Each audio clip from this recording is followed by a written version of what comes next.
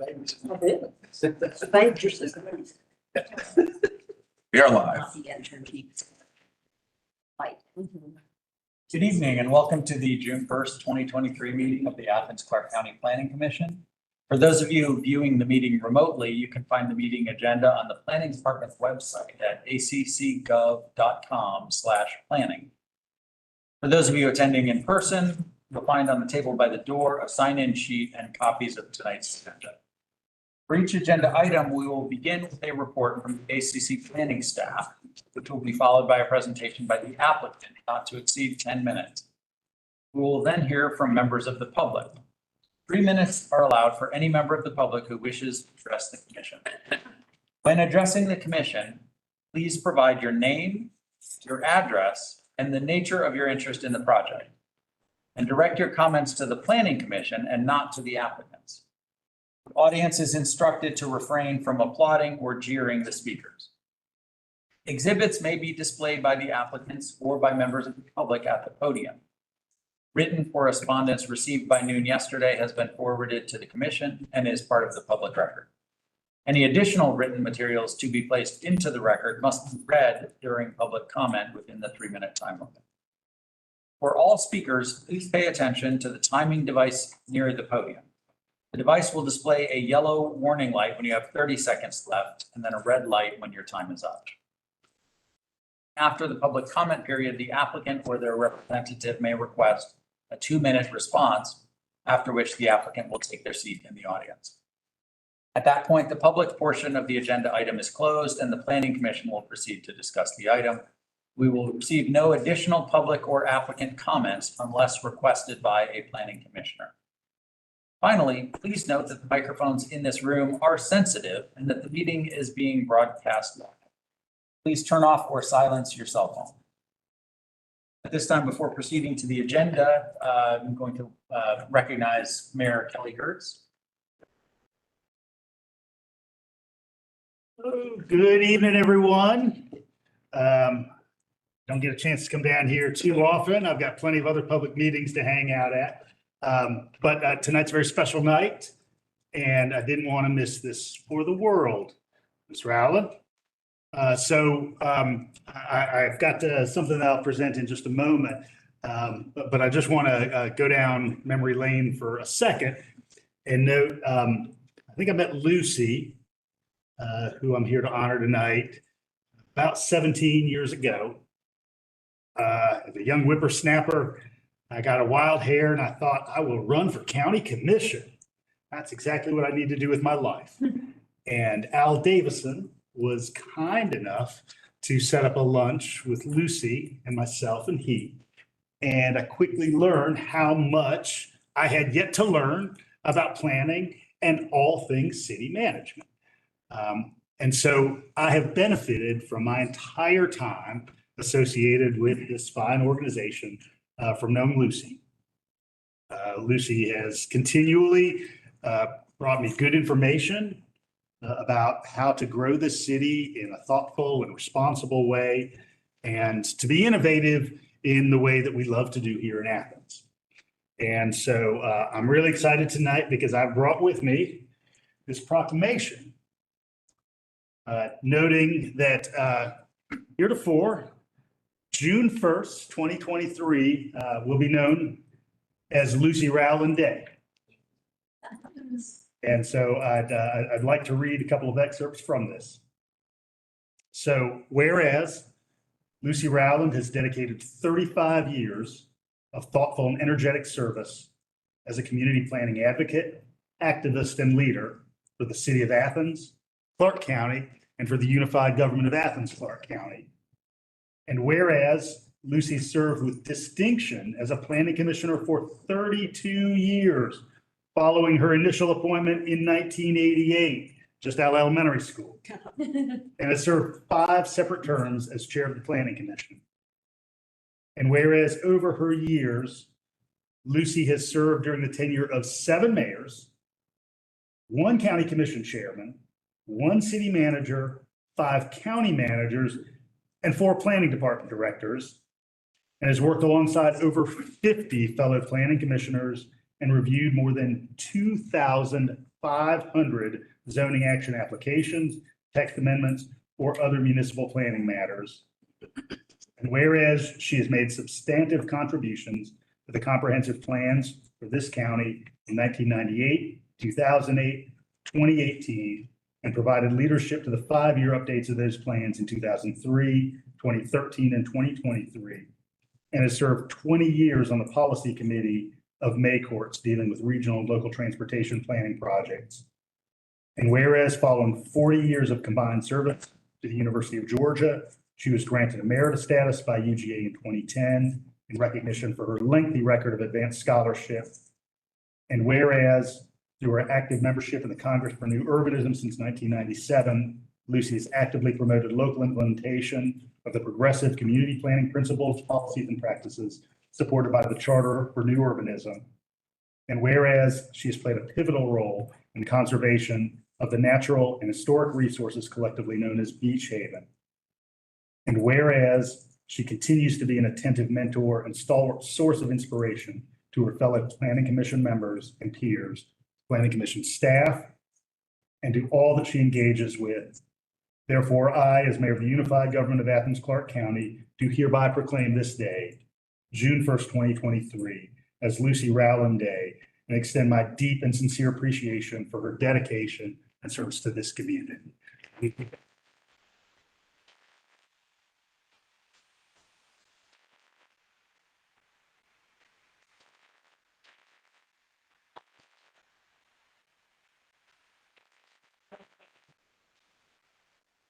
Fear is that she would end her formal tenure feeling like she was somehow locked out of this room, even though we'll let everybody in off the street.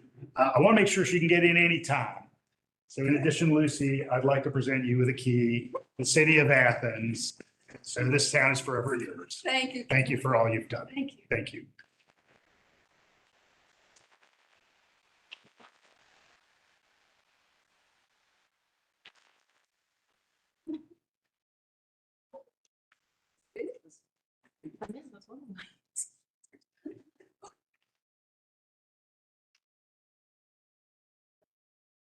All right, with that, we will proceed with our regular agenda. First item on general business is introduction of staff reports and other documents submitted to the planning commission. So moved. Second. All in favor? Aye. Any opposed? Okay. Next is item 2, approval of the May 4th, 2023 planning commission meeting minutes.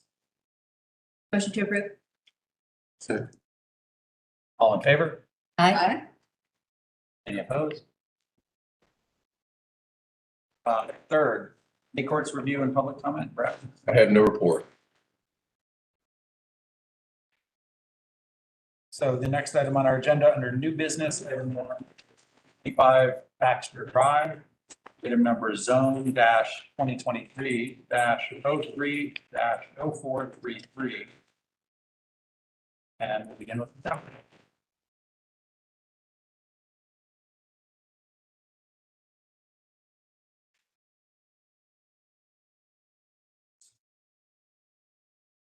Okay, good evening, Planning Commission. The case before you is 125 Baxter Drive, zone 2023-030433. So the request for this is a rezone from RM2 CG and RS15 to RM3. Additionally, a future land use change from mixed density residential to Main Street business.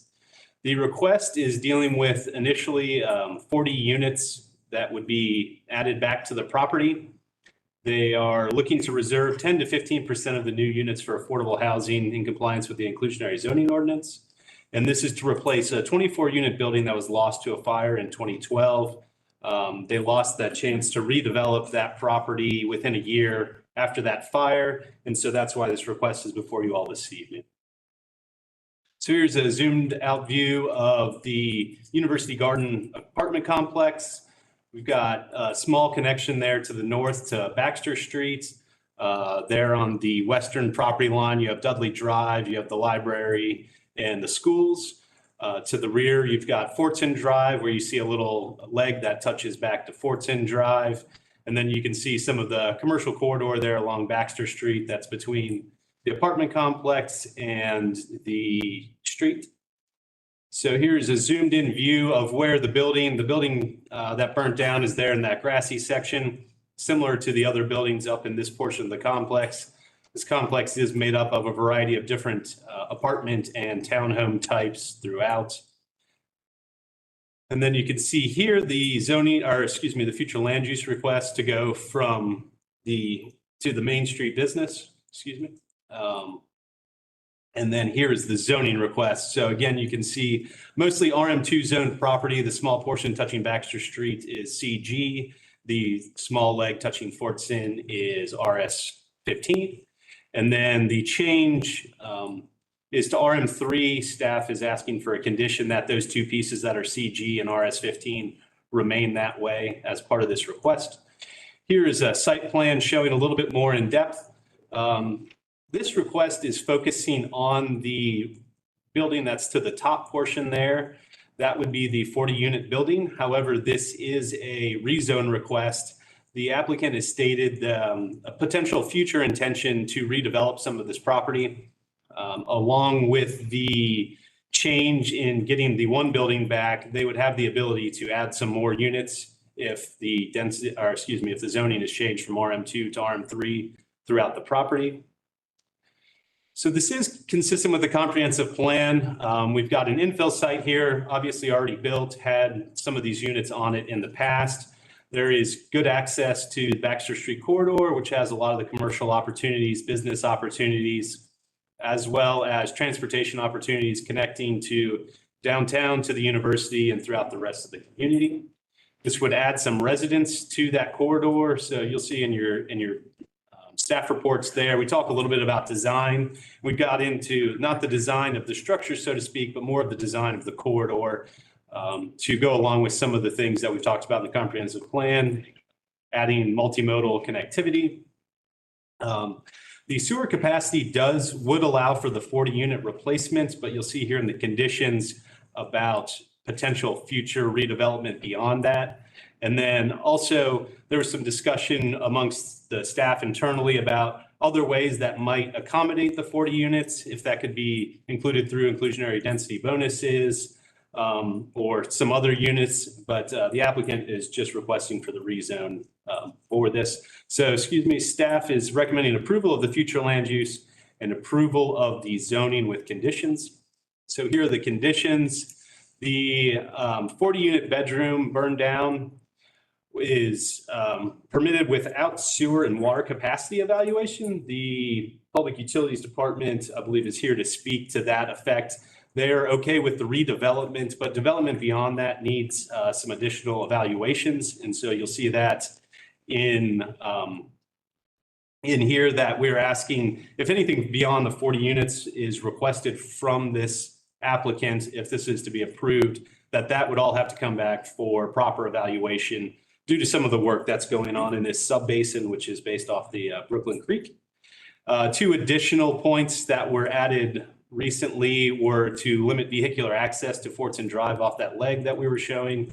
And then also that the request is really only to rezone the portion that is RM2 currently. So that would keep the CG and the RS15 legs as they are if this request is sent forward.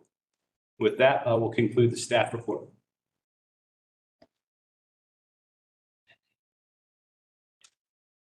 All right, at this point, we'll hear from the applicant.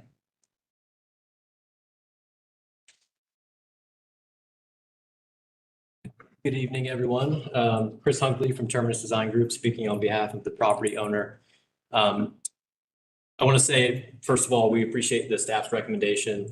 We certainly agree that it is in consistent use with the comprehensive plan. We have been hired by the property owner to initially, about a year ago, to look at building a 40-unit apartment to replace the building that burned in 2012.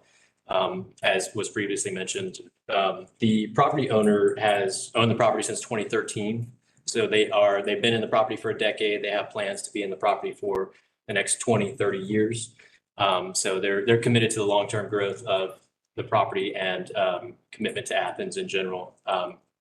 As you know, the existing properties are kind of naturally occurring affordable housing. The applicant has basically said that we're in agreement to produce 10 to 15% of all future development housing to be deed restricted affordable, whether it's current property owner or future owner of the property.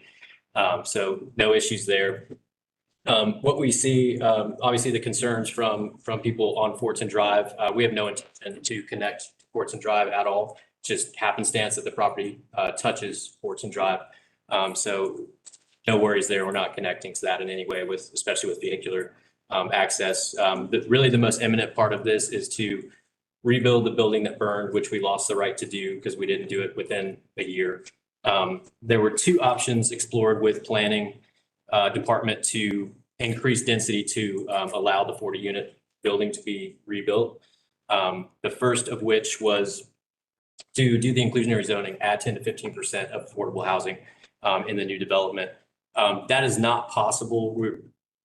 Basically, there's a lot of things that I don't understand financially that come with mortgages and loan underwriting and things like that, that the applicant, the property owner that I represent has said, basically they can't alter the loans for 13 years.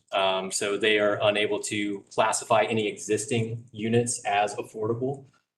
So anything that happens in the future, obviously open for discussion, which they are committed to providing. The second option is why we're here today, straight rezone from RM2 to RM3. We believe that the existing zoning versus RM3 is very comparable in terms of parking requirements, building height, maximum lot coverage, et cetera. It is adjacent to a commercial core. It's walkable to grocery stores, to public transit, to hospitals, to libraries, to schools, everything that you need to produce or set up for affordable housing. And so we are committed to providing 10 to 15% of affordable housing throughout the property moving forward. And we feel that this location, this large of a parcel at 18 acres is certainly suitable to accommodate any future development within the kind of commercial business core. We think its adjacency to Baxter Street Commercial District is a positive, and we hope that the community will agree with that. We certainly recommend or certainly appreciate the staff recommendation to approve. We hope the Planning Commission agrees with that. I'm here to answer any questions that anyone has from either from community or from the commission itself. So with that, I will open it up to you guys. Thank you, Mr. Uncle. We may have questions for you later, but if that concludes your remarks, we'll open it up to public comment. Thanks. All right, at this time, we'll open this topic up for public comment. Is there anyone in the audience who wishes to speak in favor of this? In favor. All in favor? Is there anyone in the audience who is here to speak in opposition to this? That's you.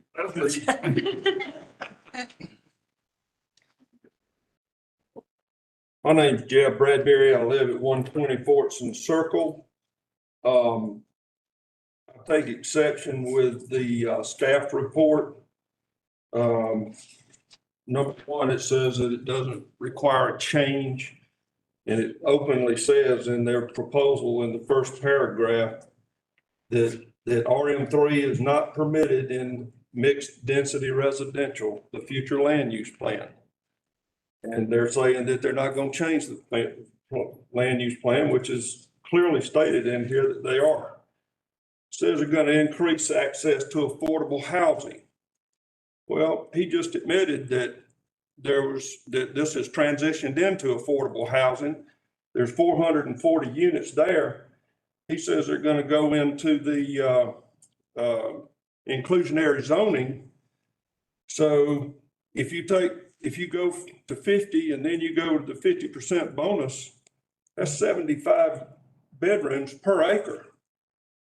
So now we're talking about, the total acreage. I didn't take out the few little spots that they said take out, but that comes out to 1,392 bedrooms. If you go to 15% to affordable housing, you're going from 444 units to 208. Now, my Cedar Shoals math, I mean, that's not increasing affordable housing. So the other thing I take exception with, they bought this property in 2013, a year after that fire. They bought it and they got what they saw they were going to buy. And the fact that that they didn't build it back, is irrelevant. Some other things in here. Transportation is going to decrease automobile trips by providing and incentivizing alternative transportation modes. You're going to bring in that many bedrooms and you're going to tell me you're going to decrease traffic? You got to be kidding me. I mean, that's just not true. Not consistent with the future land use plan. Let's see what else I got in here. Public utilities is replacing that sewer where it's going to accept the sewer lines being replaced as we speak. And I think you people know that. So the capacity is going to be there and it's going to develop. On that land use plan where you've got the commercial general and then you've got the existing zoning that we have now on the land use plan, it's a good transition between the neighborhood and the commercial that's on Baxter Street. If you bring it all business, you're backing right up to those houses with businesses and more development, and it's just not something we should do. Let's see, the proposed, right here, it says nothing is binding in his own thing. There's no formal proposal or included in this rezoning application and no binding site plans. Is there anyone else in the audience who is here to speak in opposition to this proposal?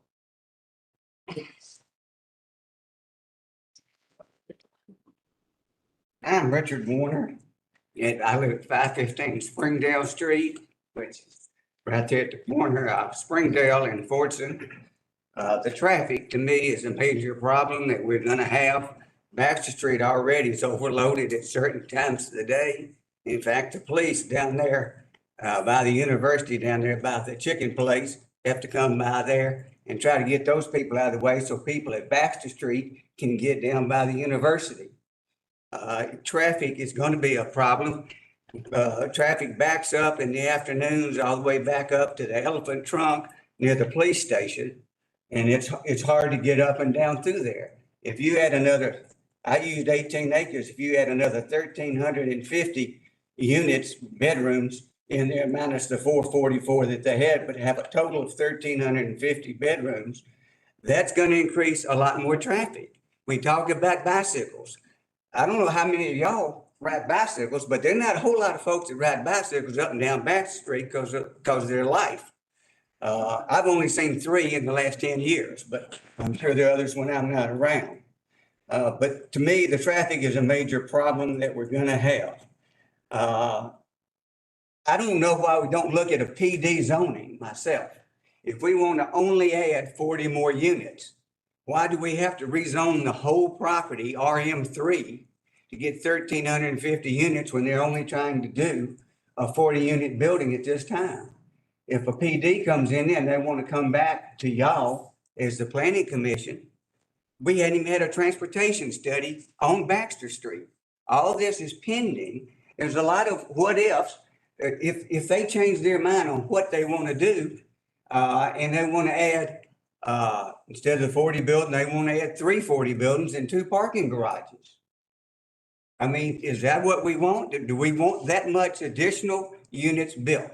They can change their mind, but once you have zoning in place, it's there forever until y'all change it.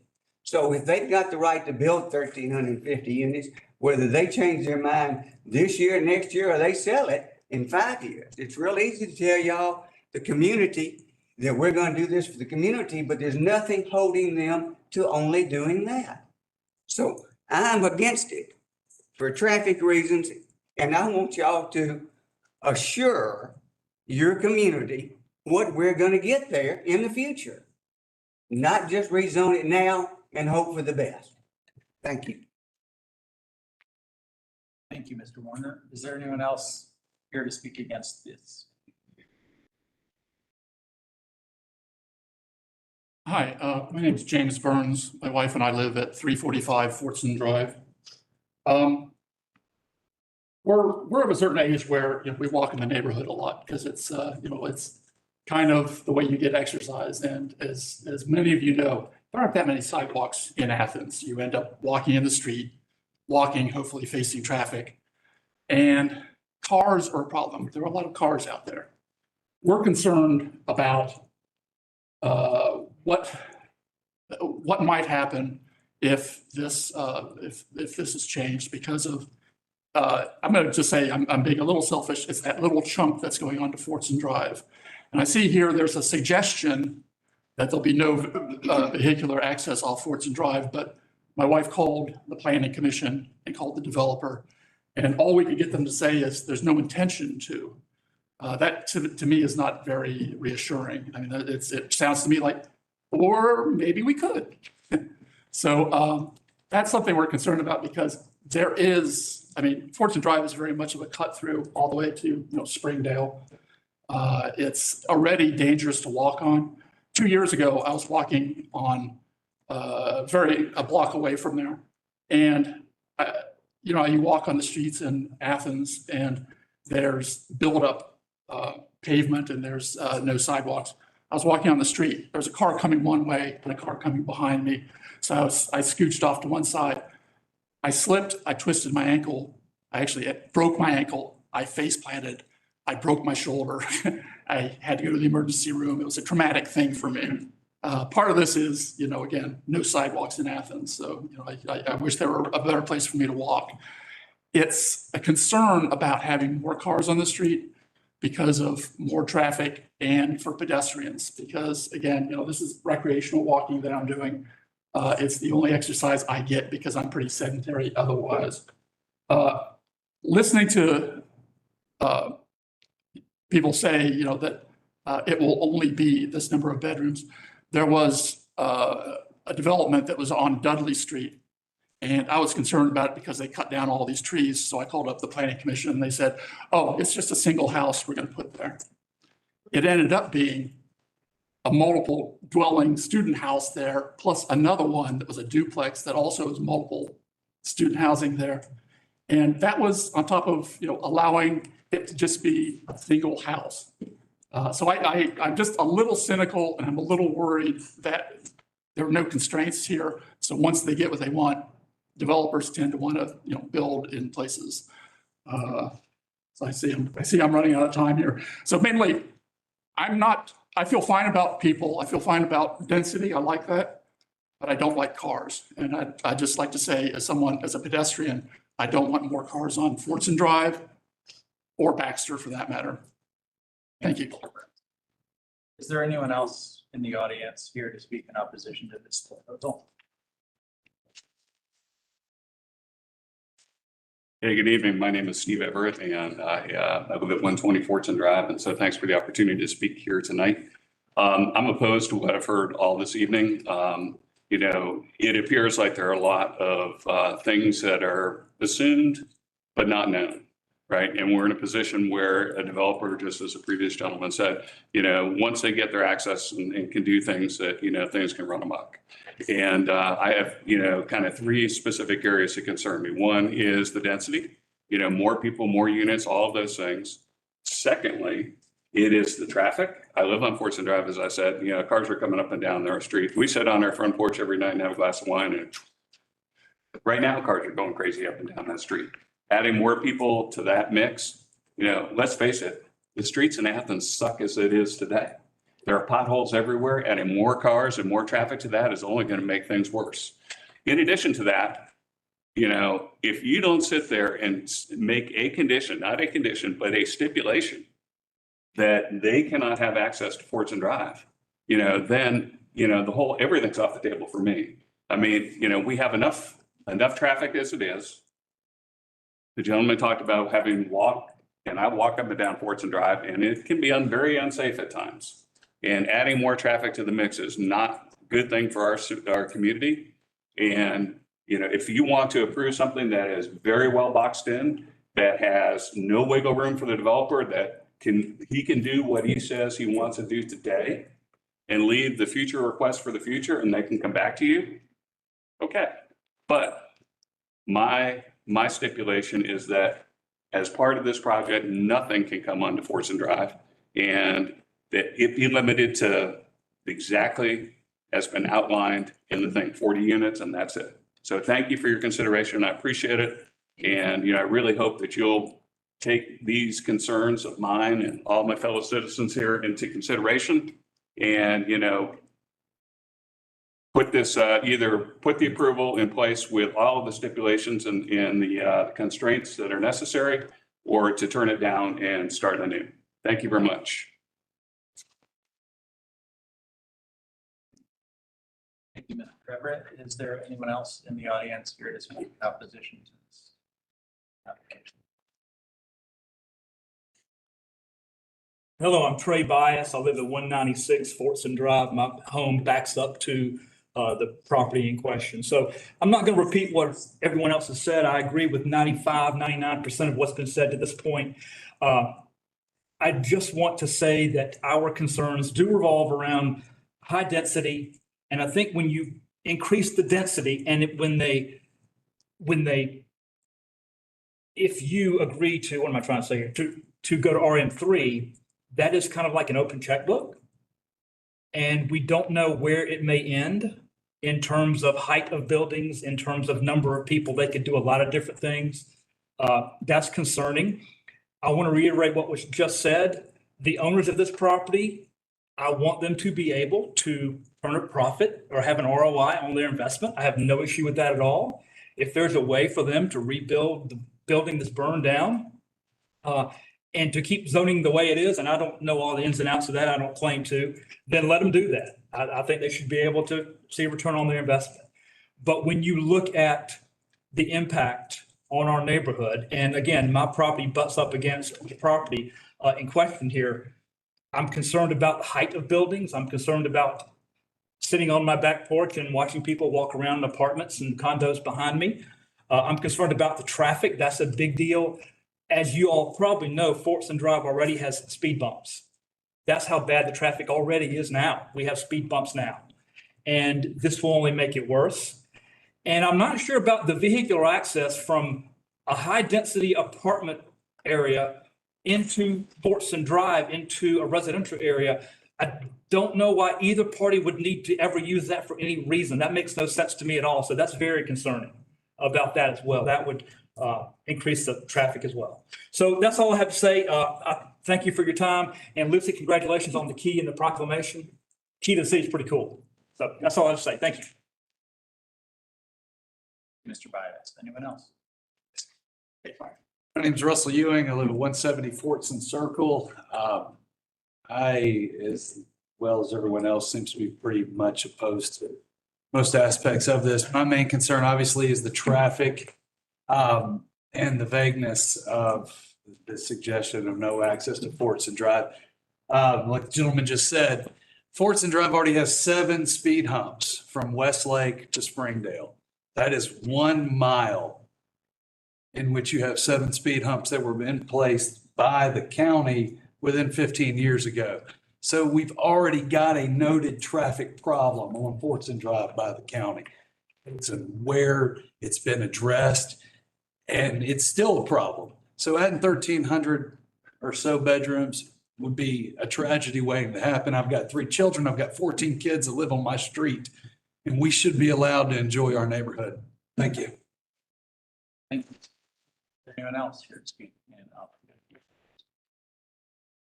No person. Please. Sorry. Hey, y'all, I'm Lindy Weaver. I live at 225 Fortson Drive, and I know that everyone has talked about traffic, but this is how bad it is. I want to give you a mama example. During COVID, when we wanted our son to be able to exercise, we went out because the traffic is already horrible. We went out and bought 2 of those little men with the flags. They were run over 3 times. Thank you.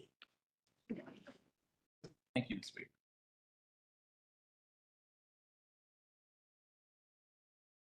Hello, thanks for letting me speak. I'm Mike Martinson. I live at 245 Fortson Drive, and I'm in opposition to this.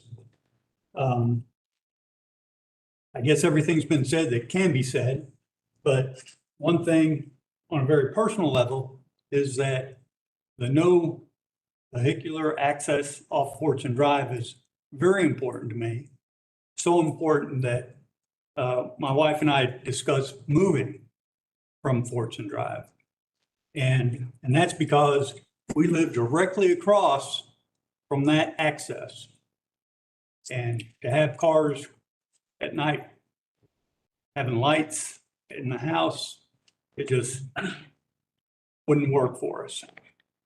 And as far as the speed humps go, it doesn't affect. It just doesn't. Thank you. Thank you, Mr. Martinson. Is there anyone else in the audience here to speak in opposition to this? I'm Scott Reed, 100 Fortson Circle.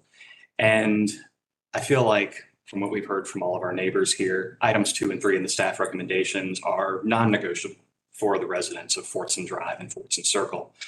But the other tremendous concern is the overall zoning to RM3. That allows for an increased building height by 5 feet, which sounds nominal, but it is enough for a future redevelopment of 4-story buildings. While this may share a location name with a commercial corridor, Baxter Street, it also backs up to a residential area and would have a much more profound effect upon every house along Fortson Drive between Tillman Lane and halfway to Springdale. So all of these are incredibly important considerations. They affect the quality of life of people who places home.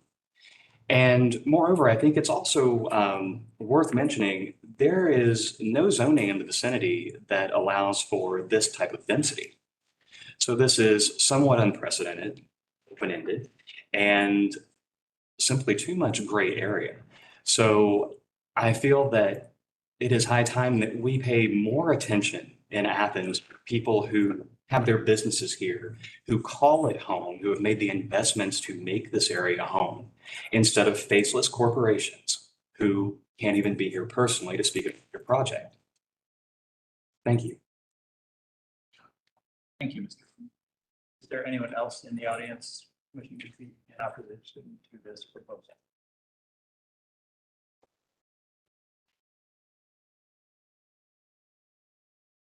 I'm George Hogan. I live at 215 Fortson Drive. And I just, I really don't know who this developer is and exactly what they want in the end run of this thing. I'm fine with it being the RM2 and in looking at those apartments, I just hadn't seen them put any money or any improvements in it since they've owned it.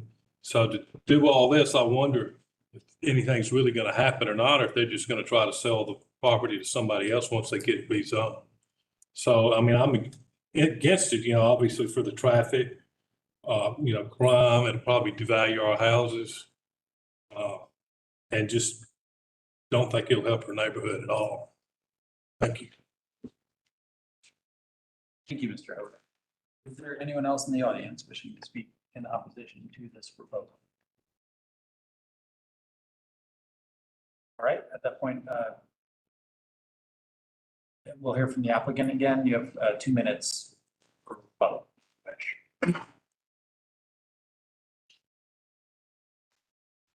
Chris Hunkley, Terminus Design Group. So in regards to the vehicular access off of Fortson Drive, we were a bit surprised that people would think that we were connecting. We understand the property does touch Fortson Drive. We never saw it as a viable piece of property to put a driveway on or put a building footprint on. So I think if you said today, no vehicular access off Fortson Drive, number 2, everybody would be fine with that.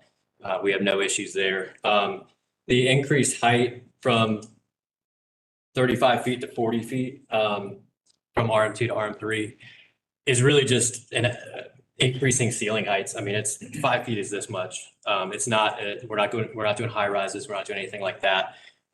So it's a 3, potentially a 4-story building, maybe if you went to 8-foot ceiling heights, but anybody who knows apartment design and market rate stuff is nobody wants to live in an 8-foot ceiling. these are aging properties. I mean, they've been around for 40 to 60 years. They're going to have to be redeveloped at some point. And so the ability to include affordable housing in that is obviously a big component of this. So we're certainly hopeful that the commission can see that.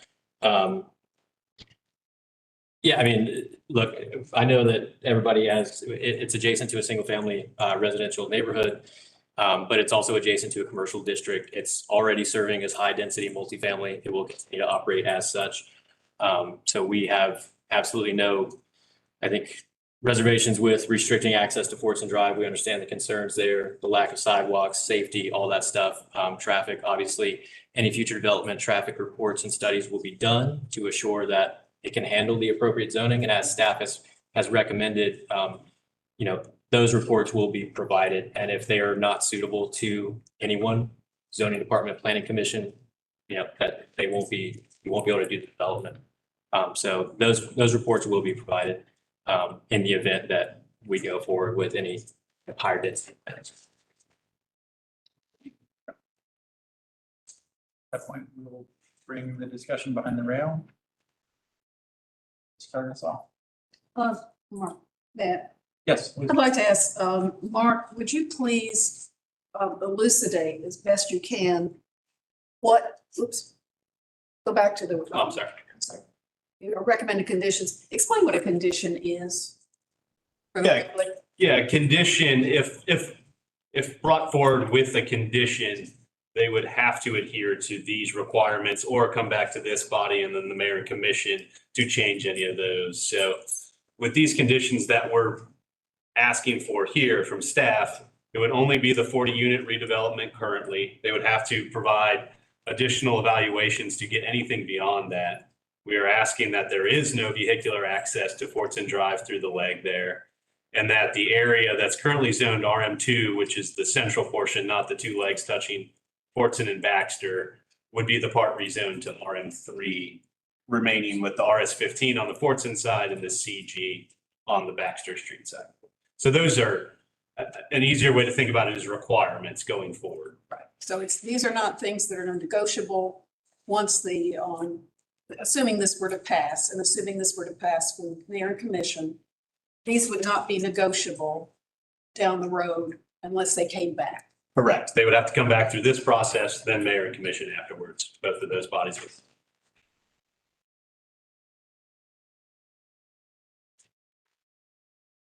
And then to piggyback on that too, if the property were to be sold, say, in the next few years, it would carry those conditions along with the property. That is correct. They stay with the property.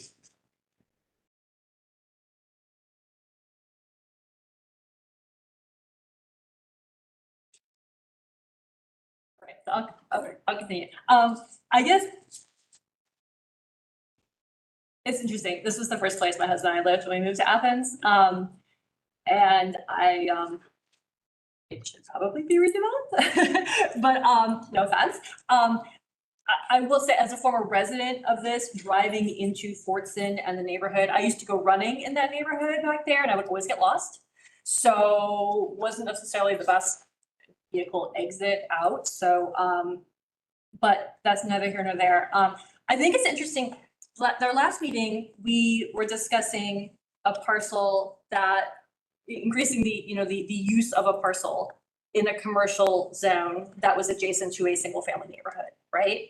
And so now we are talking about, I mean, and I remember at that time I was like, oh man, I really wish there was more of a buffer between, I mean, I still was okay with it, but like, I wish there was more of a buffer between the commercial corridor and a single family neighborhood. And I feel like this is what we have here. Like this is kind of, in a strange sense, like we have our commercial corridor and we have a residential use and then a less intensive residential use. So, and I feel like it's also kind of a weird situation where the property was sort of grandfathered in with the zoning. Am I right, Brad? Where like they had more bedrooms than RM2 would have allowed. So simply to rebuild the building that burned down, they would not be in compliance with that zone. So hence a RM3 at least gets them into compliance with that number of bedrooms. Yes. Okay. So yeah, with that, I'm inclined to support it. That's Sarah. Few things. Speaking of the buffer, hearing about this reminded me of a conversation we had several months ago with the Finley and Pope proposed development, where they were asking for a rezone to commercial downtown from commercial general. And we were all like, it's so strange that you go from 24 bedrooms an acre in commercial general to 200 bedrooms an acre in commercial downtown. Why isn't there some kind of buffer? Why isn't there anything in between 24 and 200? It turns out it was an RM3 all along. It is that middle ground that is much closer to the more general neighborhood density than the downtown 200 bedrooms per acre density.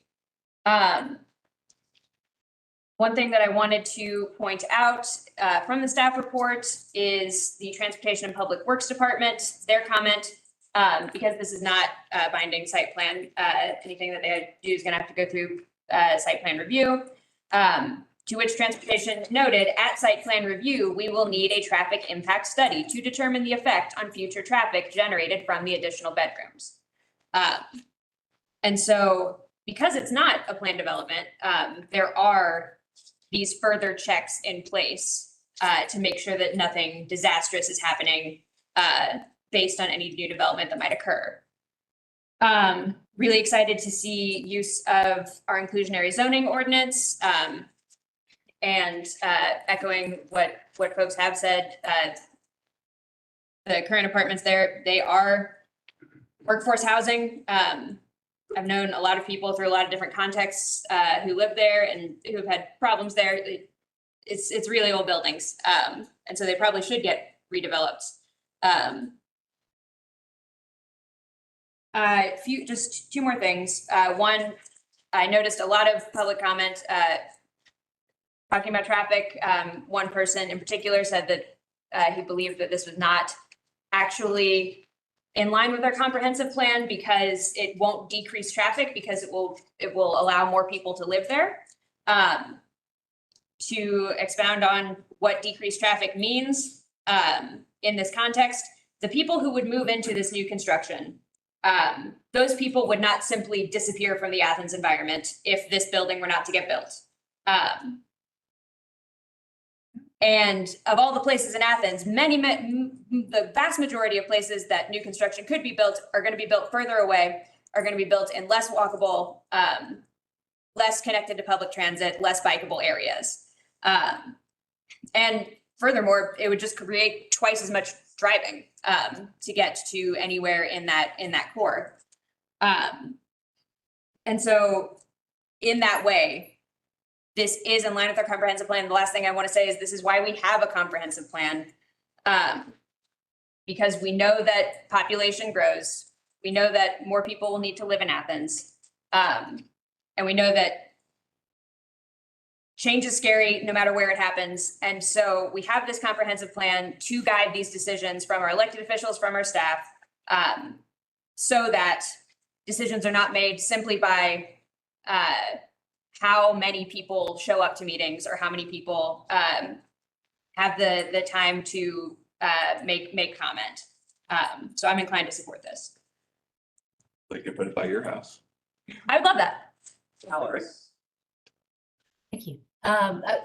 Sarah basically made one of the main points that I wanted to make about the traffic issues and how it relates to our comprehensive planning, so I don't need to repeat that.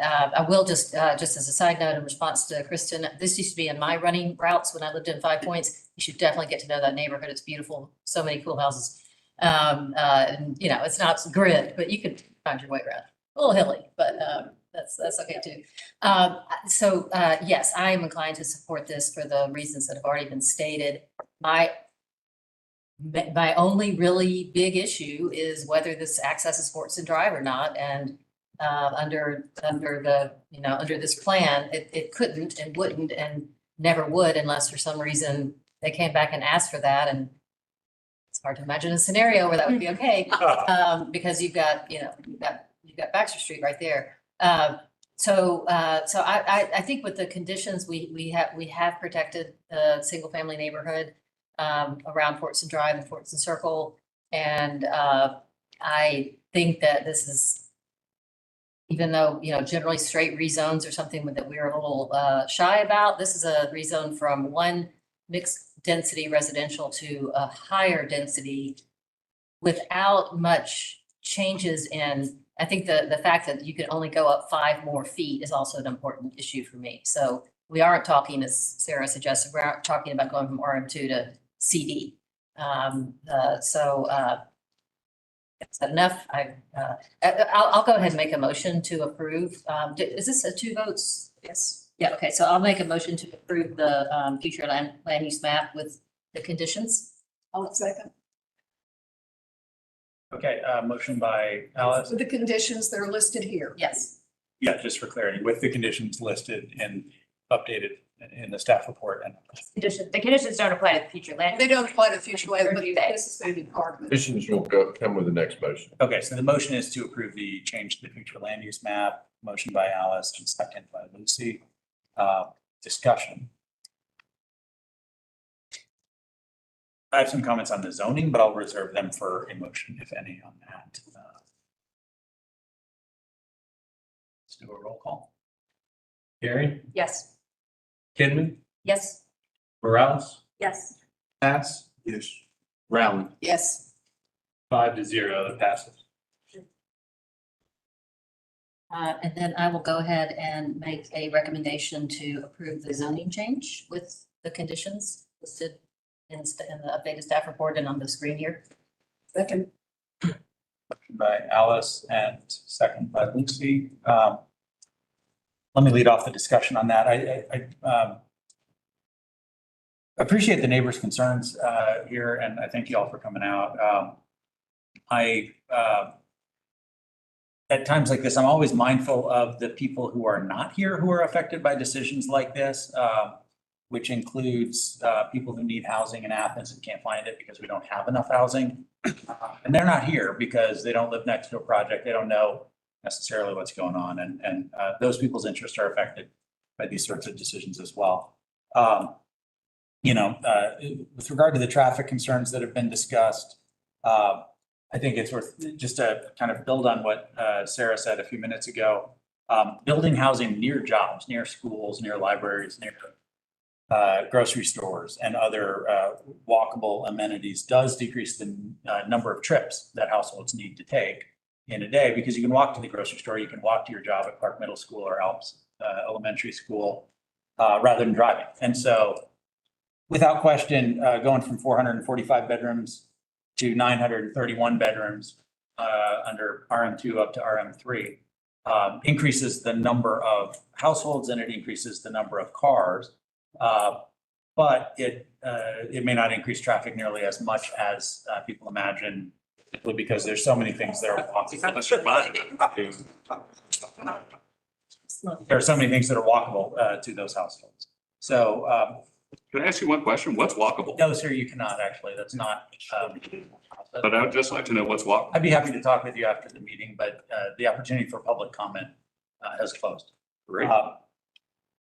The kind of people that I'm talking about are teachers in our public schools and librarians and workers at businesses on Baxter and in the Beechwood Shopping Center, et cetera. Another point that I think the neighbors, may want to think about is that, as has been mentioned, these are aging properties that are deteriorating in many ways and will really ought to be redeveloped. But the way that the economics of real estate works, they won't be as long as there's no increased potential for density, right? Because they're generating rent right now, and tearing those buildings down and having a multi-year construction project doesn't cancel out for an owner unless there's upside, unless they will be able to build more bedrooms than they currently have. So I don't know that anyone in the neighborhood would be well served by these apartments continuing to deteriorate for decades longer.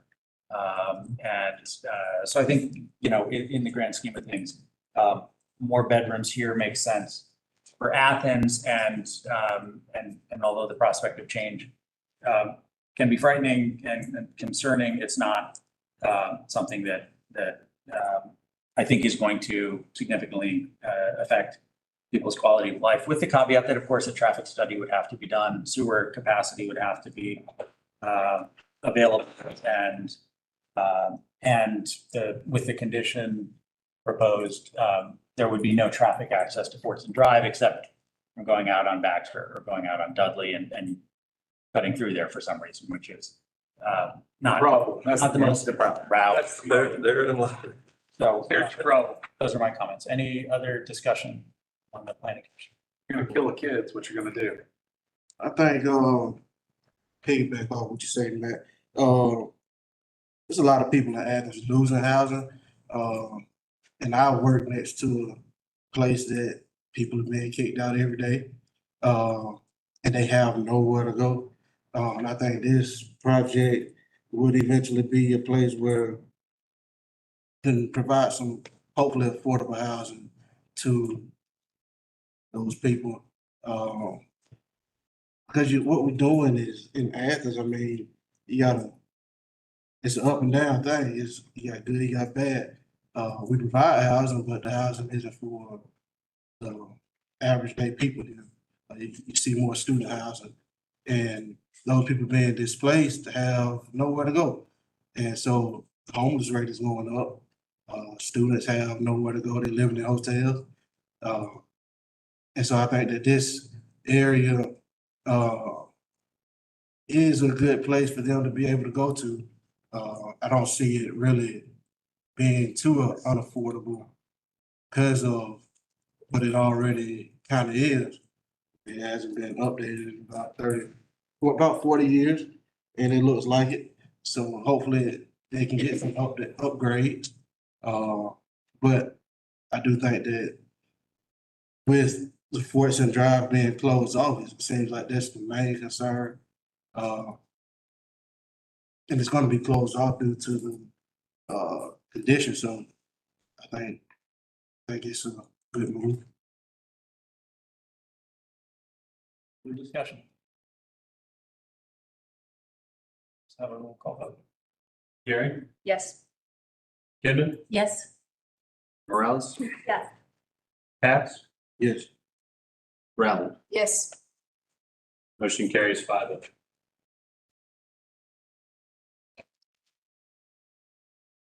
Just as a note, Chair, for those in the audience, normally these will move forward to the commission at their next month's meeting. The commission does not hold a voting meeting in the month of July, so this will be for the next step in this process. This will be the July agenda setting meeting for an August vote of the mayor and commission. So there is a month's delay built into this. Thank you, Greg. That brings us to item 2, business on our agenda. Western Broad CRP. Item number zone -2023-05-086.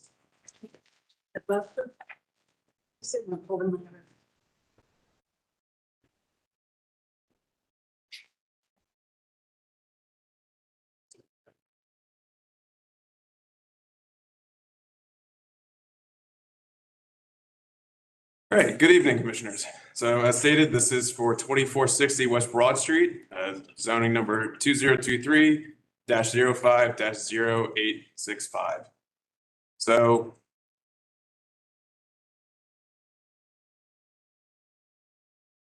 Zach, click on the screen.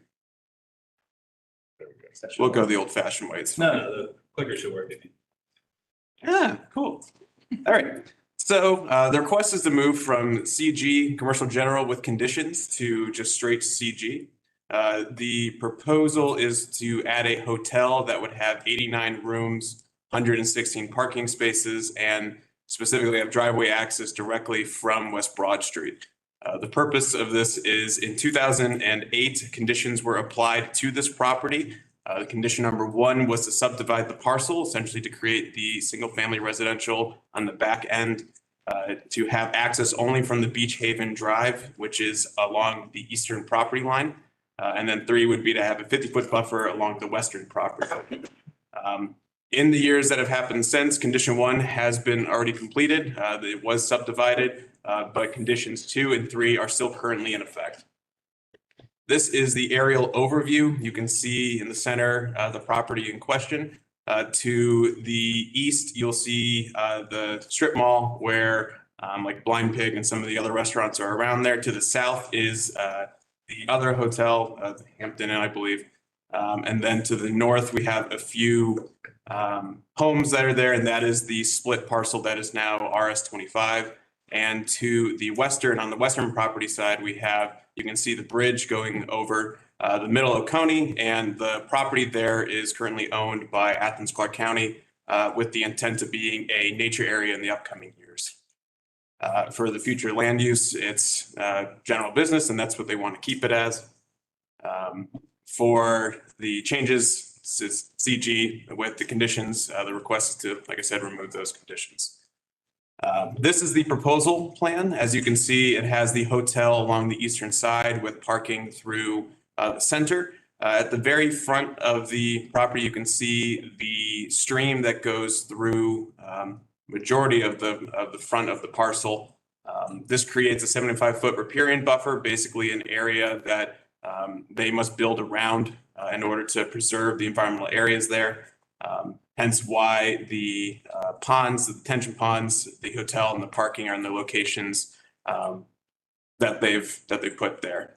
You can also see the West Broad access point there on the south property line, and then obviously they are not intending to use the Beach Haven Drive on the eastern side. They have put in the 50-foot repair or 50-foot buffer for on the western property or property line themselves, and that is one of our conditions to keep that there. This is just a couple pictures of what the current access would be if that condition that is currently in effect would not be lifted. So this is Beach Haven Drive. So as you can see, it is a substandard drive in terms of what this property would be needing. With the rest of the property there as well. This is the median that essentially is directly across from where they're proposing to put the access. So one of the conditions that Public Works had put in was specifically to have a right-in, right-out only. However, this would be where that access would be if a left turn access would be allowed. So staff recommendation, it is consistent with the 2020 or 2023 comprehensive plan. It's an infill development and it is a hotel is a by right development. It's consistent with the future land use, zoning map, and all of our ordinance standards. It's not a binding plan, so we did not do a full review of it.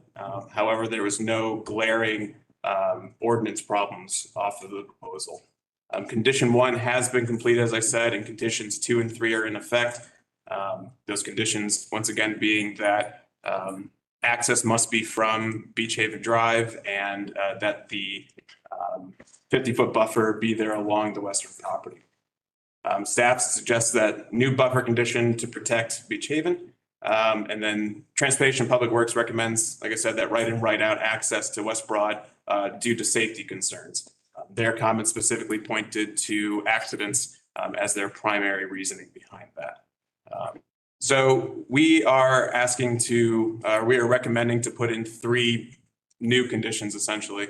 The first one is that buffer along that western property line, just updating it to the modern section of the code. The original section referenced in 2008 no longer applies, or at least that's not the buffer section. So it's just updating that. Because of Athens-Clarke County owning the property on the western property or western side of the property, we also think it's a perfect spot for a future pedestrian vehicular connection to that natural area as it comes to fruition in the upcoming years.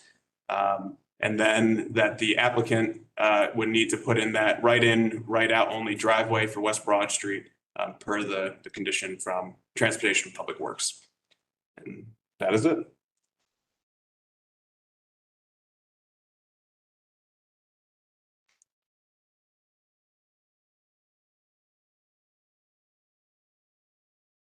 At this time, we will hear from the applicant. Thank you. My name is Mark Campbell. I'm with Carter Engineering.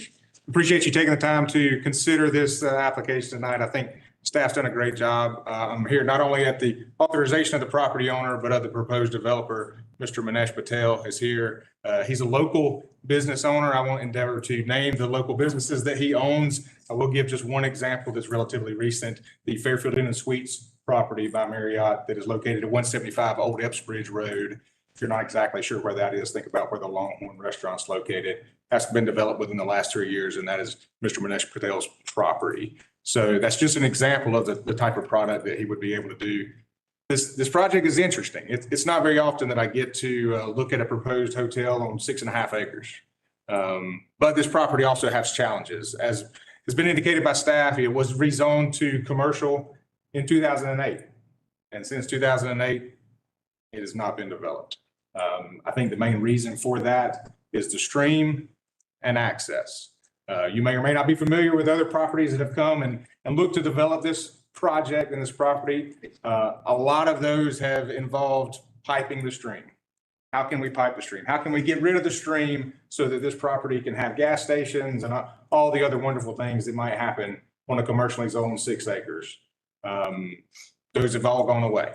And what I'm here tonight for is specifically a Marriott hotel project at this location, and access is really the main point. This project has approximately 700 feet of frontage on the main corridor on West Broad Street.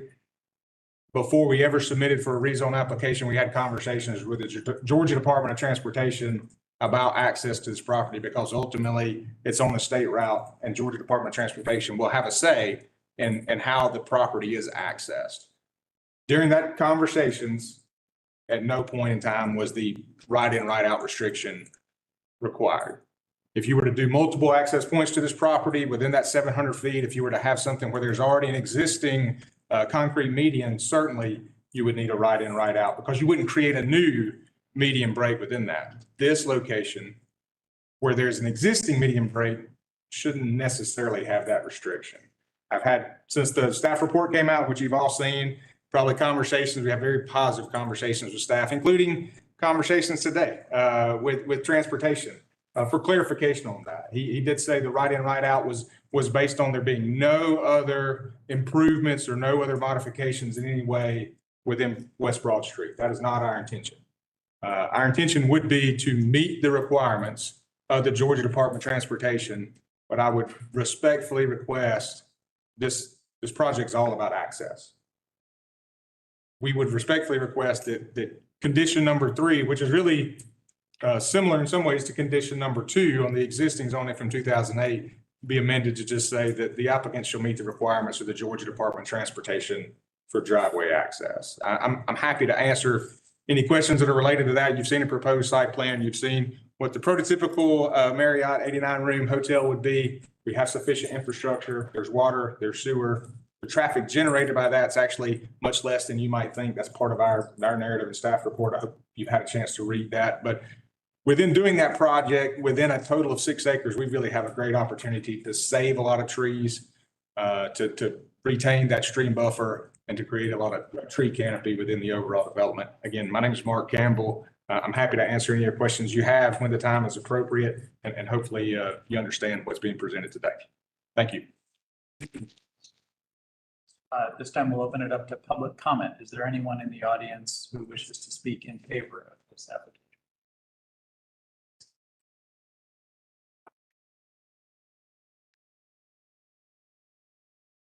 Hey, my name's Kevin Patel. I represent the property across the street. It's currently Howard Johnson. I've been in the area for a long time. I think that spot across the street where the proposed hotel is coming, I would like to see that developed, especially into a higher end property like the proposal states.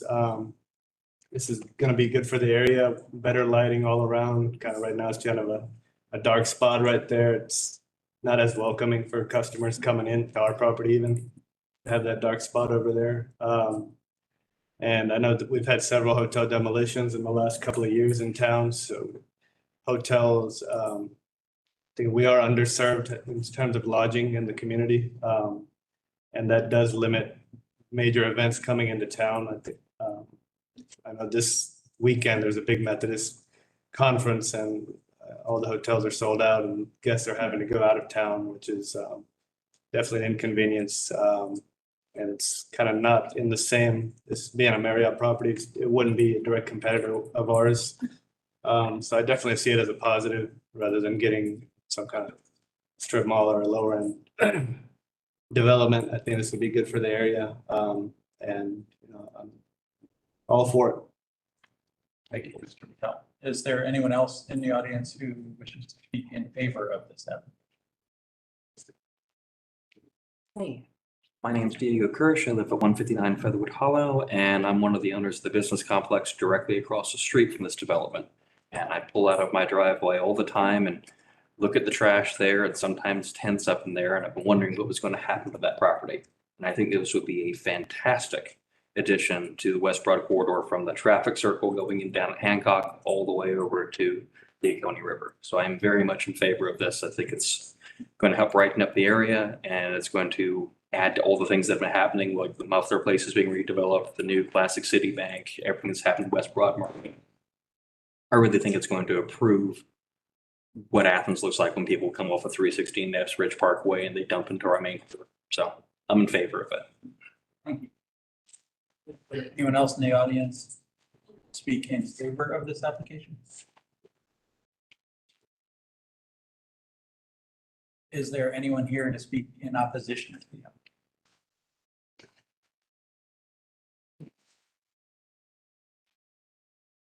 My name is John Ross, 686 Beach Haven Drive. I guess I have the closest property to the development. And I do wonder how it's going to happen. I've walked that property for 40 years and I've seen the water up and I've seen it slam through there. And there's hardly enough to hold that as it is. You get a 4-day rain and it's saturated and it just comes shooting through there. It'll sometimes break through and shoot through my yard on the backside. And I just cannot understand how we can do it. You just can't squeeze that much water into that small of a tube. And it serves a purpose. Everything funnels down that side.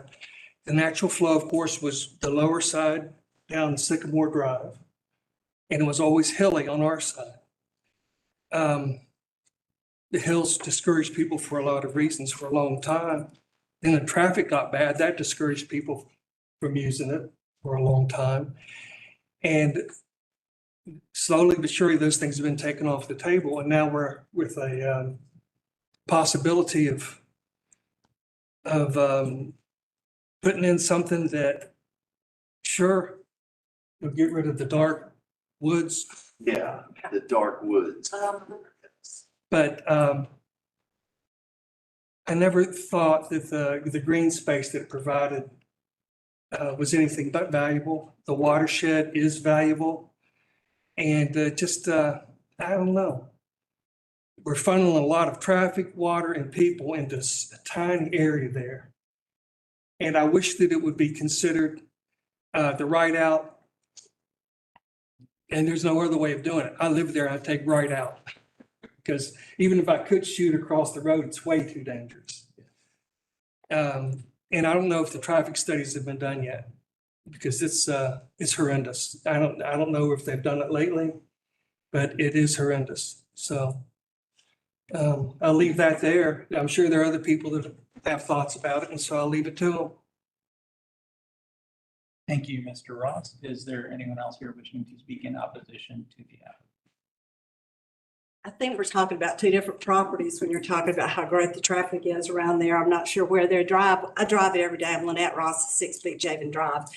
And to make that U-turn, you're kind of risking your own life. And the white buildings over there, I don't even know the name of them, the office complex, that has filled up in the recent year since COVID, I guess. It is, sometimes it's a 5, 6, 7, 8, 9 minute wait. You just wait till your life is not in danger and then you hope to pull across. Coming down that hill, you have to roll your window down, signal to somebody that you're about to turn because they don't believe you're about to turn. So where they're talking about these great traffic, where it's wonderful out there and everybody can turn, It is absolutely, try it sometime. Yeah, I mean, you're going down the hill and you touch your brakes, somebody's gonna hit you. So we roll our windows down, put our arms out. I can't even imagine any more cars going across that road. And as far as curbing events, because we don't have hotels, I don't know where y'all are on football day, but there's events in Athens, Georgia all the time. There's plenty of hotels right now. If not, you can build it somewhere where you're not gonna get killed going in and out of the driveway. Thank you, Ms. Ross. Is there anyone else in the audience here to speak in opposition? Go ahead, Nat. I'll have a seat right here. I'm Nat Belger, 5 Beach Haven Drive. I live behind this development or this proposed development. I've spoke several years ago when they tried to take out the storm buffer and was against it because of exactly what it sounds like the county's been trying to do, which is preserve and keep this area in a more of a natural state. We talk about better lighting, but that's exactly what I don't want, being that I live directly behind this hotel. I know that there was some stuff from the proposal about lighting, and I understand that that would probably be considered, but there's been so much attention given to Beach Haven and how Beach Haven needs to be preserved and how Beach Haven needs to stay a natural area, and how studies show that a park needs to be on this side of town because there are none. And we're it seems to me like we're taking all that and going completely against what this area is supposed to be doing. I own the strip of land that the street's on, and I was approached somewhat secretly about purchasing my driveway so that they could get that access. And I would have made money had I just given the driveway and walked away from my house, and I had no interest in it because it didn't benefit that area. So, I don't have a lot of statistics and science behind what I'm saying, other than the fact that I'm as close to that track as it gets, other than John and Bob that also live within shouting distance of that place. And to say that it's going to better the corridor, maybe so, but it's not going to better what Beach Haven is trying to become. And so that's all I've got to say. Thank you. Thank you, Mr. Belger. Is there anyone else? Hi, I'm Bob Ross. I live at 8 Beach Haven Drive. Been on this land almost all my life. My great grandparents purchased this land we're talking about more than 100 years ago. Athens has, in my time here, I've seen 100-acre lots get scraped to the bottom. And what happens up and down the river here is the influx of deer. We have an enormous population of wildlife here. This is one of the largest pieces of wildlife in Athens, in Clarke County, still leaving. If they don't want to, they could tear down Howard Johnson's and put a big, nice new one there. There's plenty of places they can build a hotel, but we can't replace creeks. This creek is an active stream. I can take you down there. I walk it all the time. It remains active except in the driest part of the summer, I mean. Now, as for the trash isn't our problem. The trash is people of Athens. I suggest we put up no trash signs, $500 fines, and I'll start taking pictures if you all want me to. But I abhor the trash people. People think just because it's woods, a dark space, that you can throw your trash on it. No, it's a wildlife sanctuary. It should remain that way. There's plenty of other places to build your hotels. I don't have much else to say. Thank you. Thank you, Mr. Ross. Is there anyone else in the audience here to speak in opposition to this application? Okay, we will bring it behind the rail. I'm going to recuse myself on this. I had feelings one way or the other on it, but I wanted to be here to hear the proposal and to hear for and against. But I own property behind this. And even though it's not adjacent to the property that's being rezoned, I don't feel right about building. Okay, the record reflects that Commissioner Rowland is recused. While y'all are having discussions, I need to go check something because usually it's dropped just below a quorum. Oh. I need to make sure that there's something in the bylaws. I'm not sure there is, but let me go look real quick. Y'all continue your discussion. I think Yeah, okay. Anyone like to start us off? Sure. Yeah, I think that this is a really interesting project. I 100% agree that Atlanta Highway West Broad is incredibly dangerous. And there's a lot of concern there for everyone going down it, the people who live there or otherwise.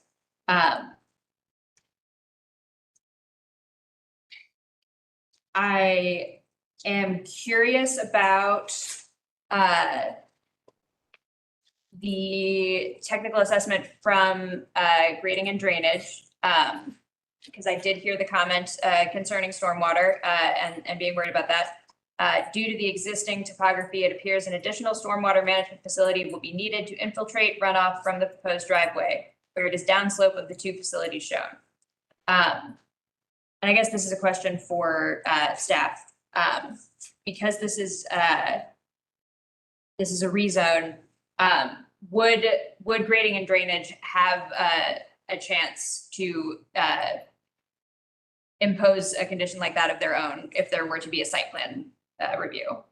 Yeah, the full stormwater review would take into account a more comprehensive hydrologic look at it. What we get on plans like this is more of a generalized, they know where the water sort of goes, they portion off a little bit of an area. So yeah, that would be part of the full construction plan review process. Okay, and basically same question for the sustainability office, because I did notice their comment about the entire site with being within a legacy forest, recommended that large caliper trees be identified and incorporated into design. Would the sustainability office also be involved in that review? So the sustainability office has a lot less hard and fast technical standards. Mm-hmm. So those are not technical standards on the books. There are a few standards about trees, but most of the trees that are protected, people have to opt to have them protected. I do not believe there's any that have been opted for on this site. So no, the sustainability office is providing a few comments, wants the connection, but they do not have technical standards approved the way that we have a zoning code approved. So their stuff is a lot more on the recommendation side. Do we have news? We'll rely on the assistance of a parliamentarian, but so we've got 6 people currently in attendance. That's the minimum required for a quorum. If Ms. Rowland abstains, but what the bylaws say, constitute a quorum, there shall be required to be present at any meeting at least 6 members. We have that right now. In the event a member's abstention based on conflict of interest or other disqualification, the abstention shall count as if that member were absent, and the number of persons necessary for a majority shall be reduced accordingly without affecting the quorum. The chair will vote only in the instance of a tie. I think that was dealing with the majority necessary. If we've got 7 people here and 1 abstains, we've still got a quorum, but it doesn't require 4. Well, it still would. That's a bad example, but I don't think we can drop below 6 with an abstention. I was reading that in when you went to check it, I had it on. What section are you in? Screen I'm in 3C. My bylaws. In the event of a member's abstention based on conflict of interest or other disqualification, the abstention shall count as if the member were absent, and the number of persons necessary for a majority shall be reduced without affecting the quorum. So I take it that her abstention does not affect that there are 6 people here and we still have a quorum. That's how I interpret it. Okay. Does that sound right, Brett? I defer to my attorney. Okay. That's awesome. Yeah. Okay. I mean, I would interpret the same. Okay. So based on the advice of counsel, I will have a quorum and. Can I round off with one more comment? Yes. I was very curious to hear about that. Just one more comment about, do we need more hotels? I wanted to emphasize the demolition of hotels that we've had recently. And I also wanted to bring up the much talked about Airbnb problem that folks are concerned about in Athens. There's ideas about regulations that may or may not take effect, but I think that more hotels is going to be the best cure that we could have to the Airbnb problem by making them less, giving them more competition, making them less attractive to investors, basically. Yeah, I agree with pretty much everything Sarah just said. I've been staring at this property on satellite view on Google Maps for a while, and I've had the great honor to tour the Beach Haven property that Lucy's helped us to as a community to purchase and preserve. So I am well aware of the natural beauty here. The bottom line is that it is zoned CG, and unless we decide to preserve this property as well, something is going to go there. I feel like in this case, we have a project that understands that there's a stream, and we're not gonna pipe it. It's gonna be dealt with the appropriate buffers. I will say I do live near the I think it's Fairfield Inns. Is that the project in Old Ipswich Road? I lived near there, and when that was first being built, there was buzz on the neighborhood listserv that it was going to be self-storage, and everyone was horrified because we don't need any more self-storage.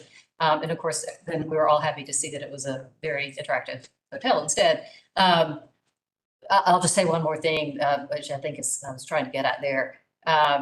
Here we are in our neighborhood saying we don't need more self-storage. Well, we don't really know because we're not in the business.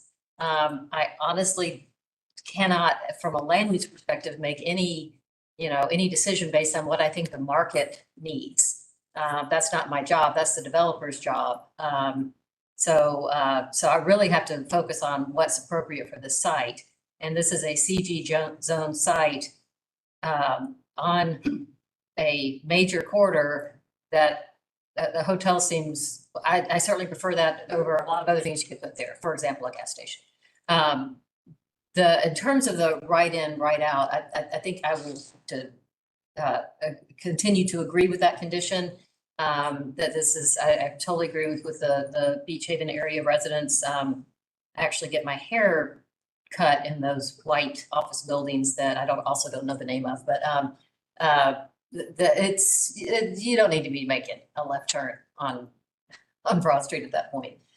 So I don't know what the outcome of this applicant's discussions with GDOT will be, but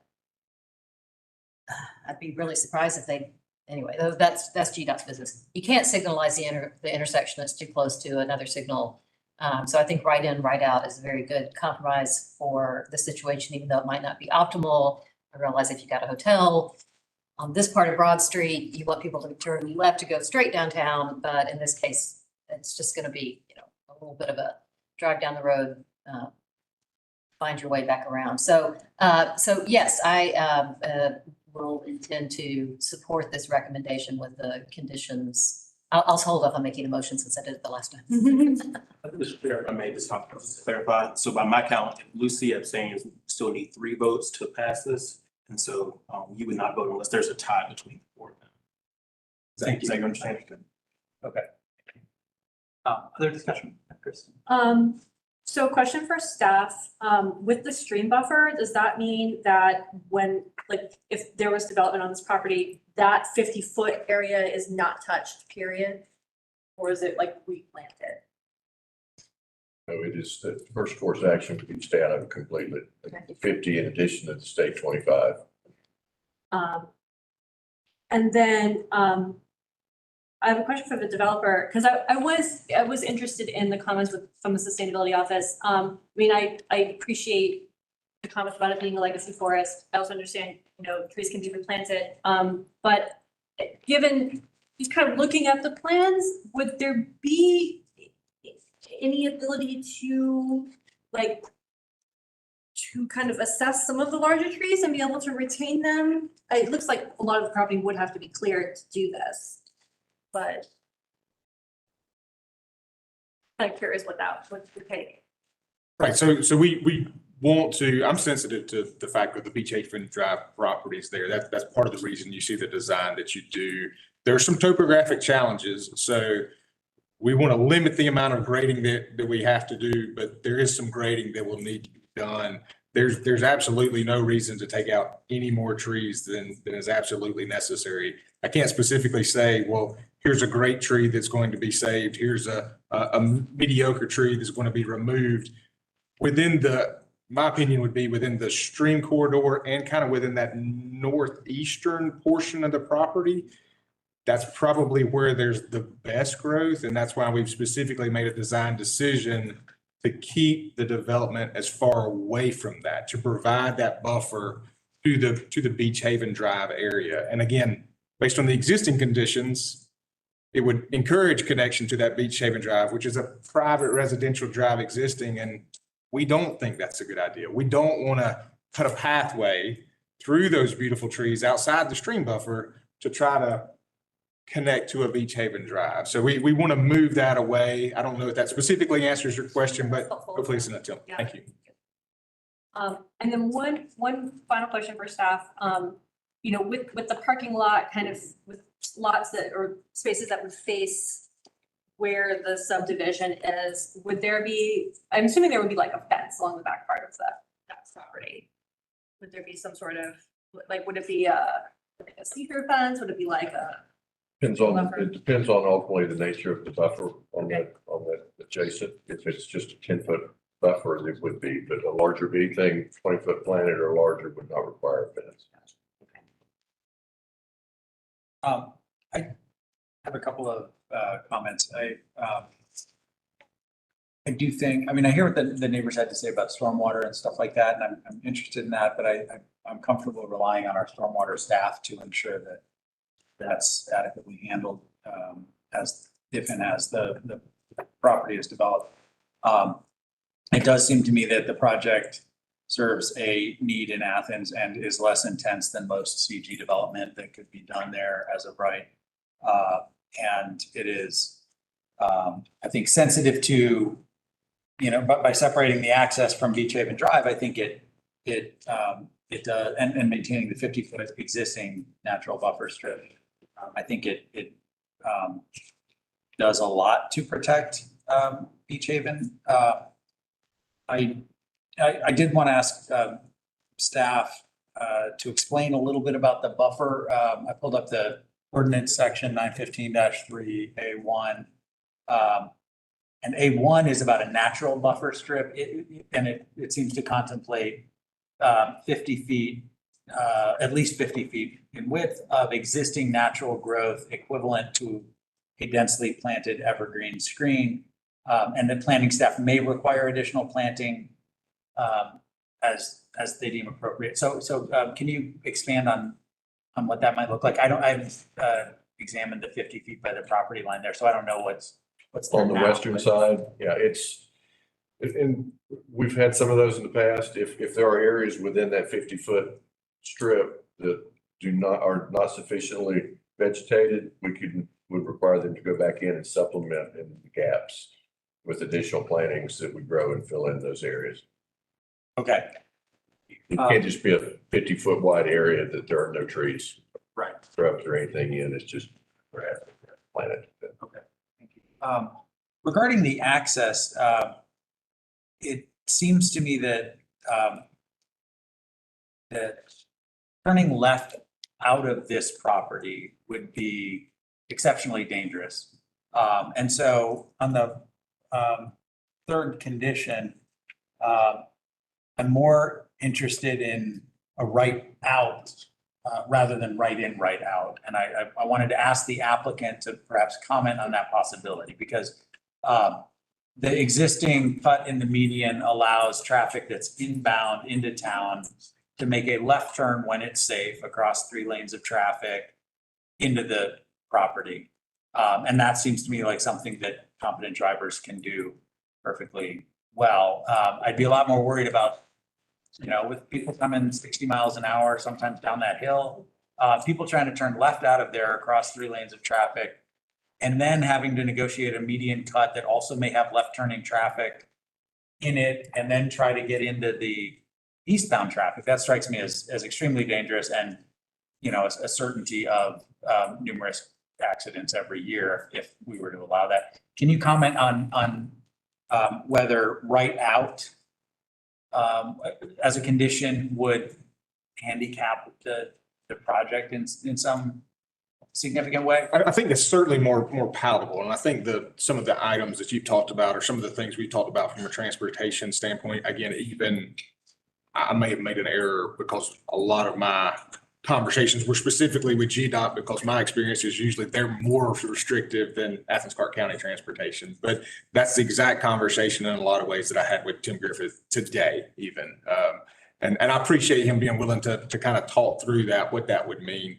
The reality is I would expect, although I don't have a crystal ball, the majority of the people that would spend the night in this hotel were probably coming from an Atlanta highway, Epps Bridge Parkway, from the, we'll say, Atlanta metro area type to come into town. There's already a median break there. I've made a U-turn at that median break. It would be much easier to just make a straight left turn to go into a driveway than to make a U-turn. That's just an easier access. I also understand, you know, a question about a right in, right out. What I was just asking for the flexibility on is as we work with GDOT and whatever improvements that GDOT is going to require to not have GDOT say, this is what we would like. If GDOT says we don't really have an issue with a left in as long as you do A, B, and C and invest in this property, I wouldn't want to say, well, it doesn't matter if GDOT says yes, because we still have this condition of a right in, right out that was based on an assumption that there would be no improvements along that roadway within that corridor. So I think you're kind of thinking along the right. That was my, you know, respectful request for maybe a modification to that condition. Okay, thank you. Any other discussion?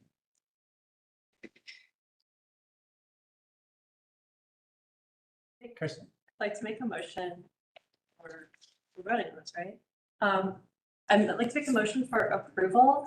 I can think things up. I have similar thoughts as you as to the right in, right out. So I would like to make a motion for approval with condition 1, condition 2, and amend condition 3 to create a right out only driveway design. All right, motion from Commissioner Rowland. Is there a second? Second. This is Morales. Oh, I misspoke. And motion by Commissioner Morales and second by Commissioner Gary. Let's do a roll call. Gary, Yes. Inman, Yes. Morales, Yes. Pass. Yes. Okay. 4 is, But I got you, abstain. Thank you. Okay, that's fine. 4-0. All right.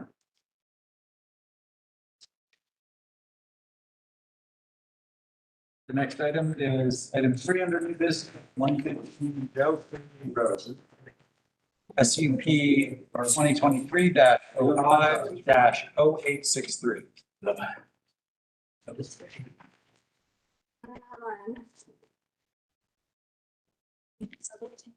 Right out only. Good evening. This next one is a special use application for 115 Joe Carey. I believe you read out the number, but it's SUP 2023-05-0865. So the request is for a personal care home in an existing single-family home. It's currently zoned AR. It is surrounded by AR properties. The request was for this to open in an existing 5-bed, 3-bath, single-family home. It's a little bit over 2 acres. They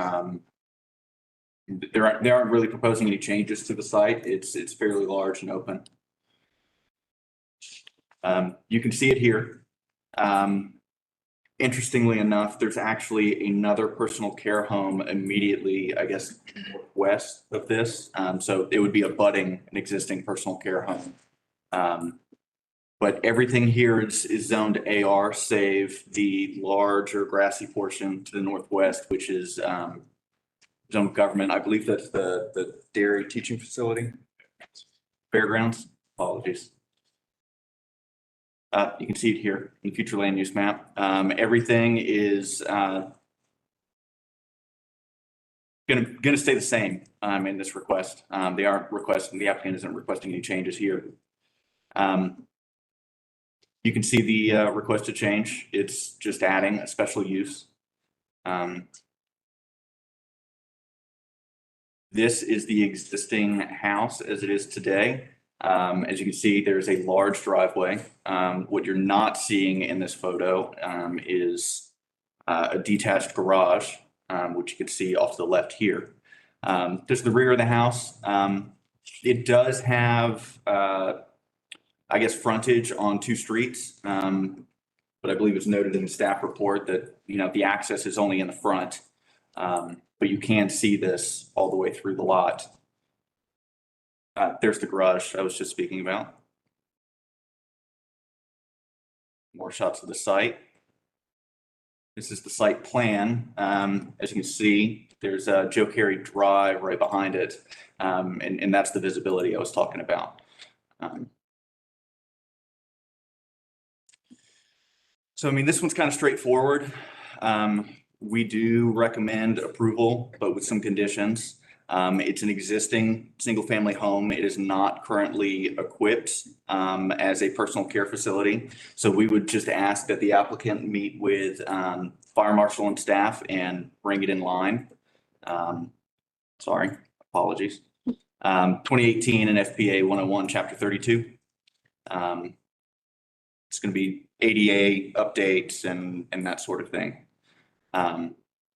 The health department also had a, I guess, suggestion that, you know, this septic system be improved, apologies.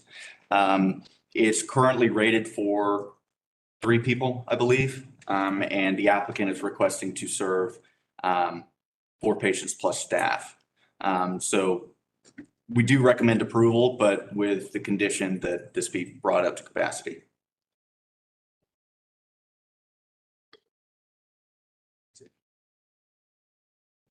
Thank you. Now, hear from the applicant. Hi, I'm Marina Moore at 115 Joe Carey Road. I reside there now. I presently take care of the developmental disability clients there now as a host home provider. But the only thing I'm trying to do is expand to get 2 other clients. So when you try to expand, they make you take the next step. As far as like the stroke, the conditions with the fire marshals, like I'm not aware of like personal care homes having to have the pull down. We have to have like the fire extinguishers and the fire detectors in each bedroom and the carbon monoxide detectors. So I'm kind of a little confused, like the state don't require us to have that. Like the state they had to come out to my home now and approve things in order for those clients to be there. And the environmental protection service, the environmental service came out. He said I had an addition done back in, I can't remember what year it was. But Clarke County, I did my permits and everything.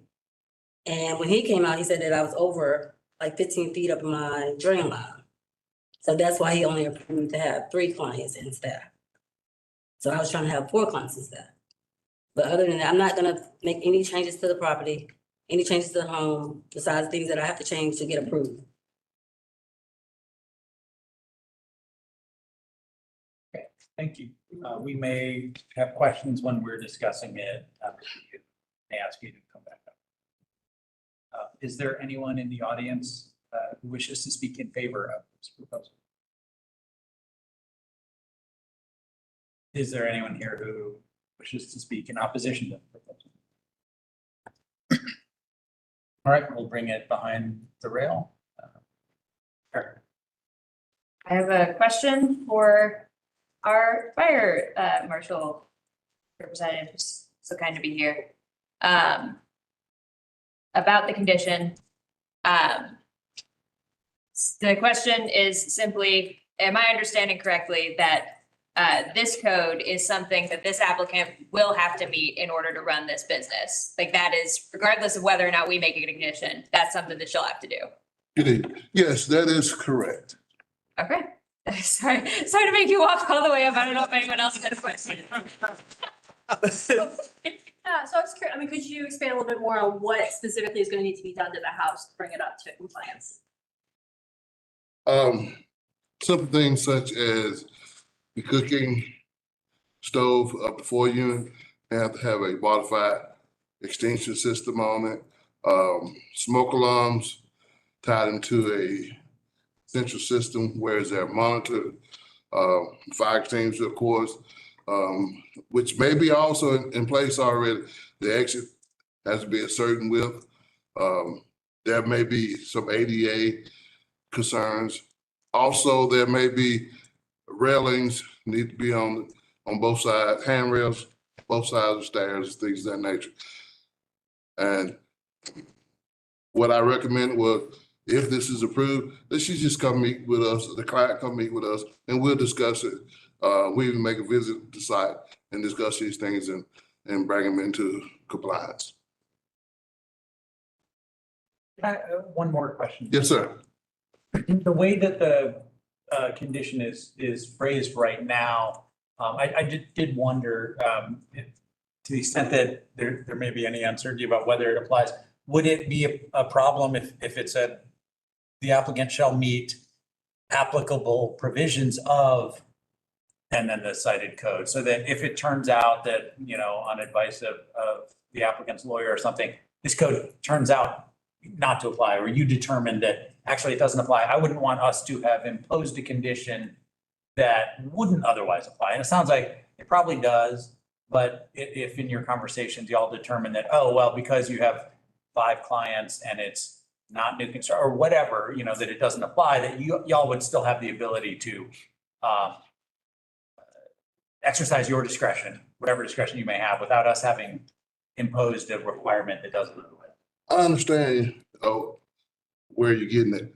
This comment was put in there because many homes care has came in Clarke County, and they were not aware of the things they had to bring up to code.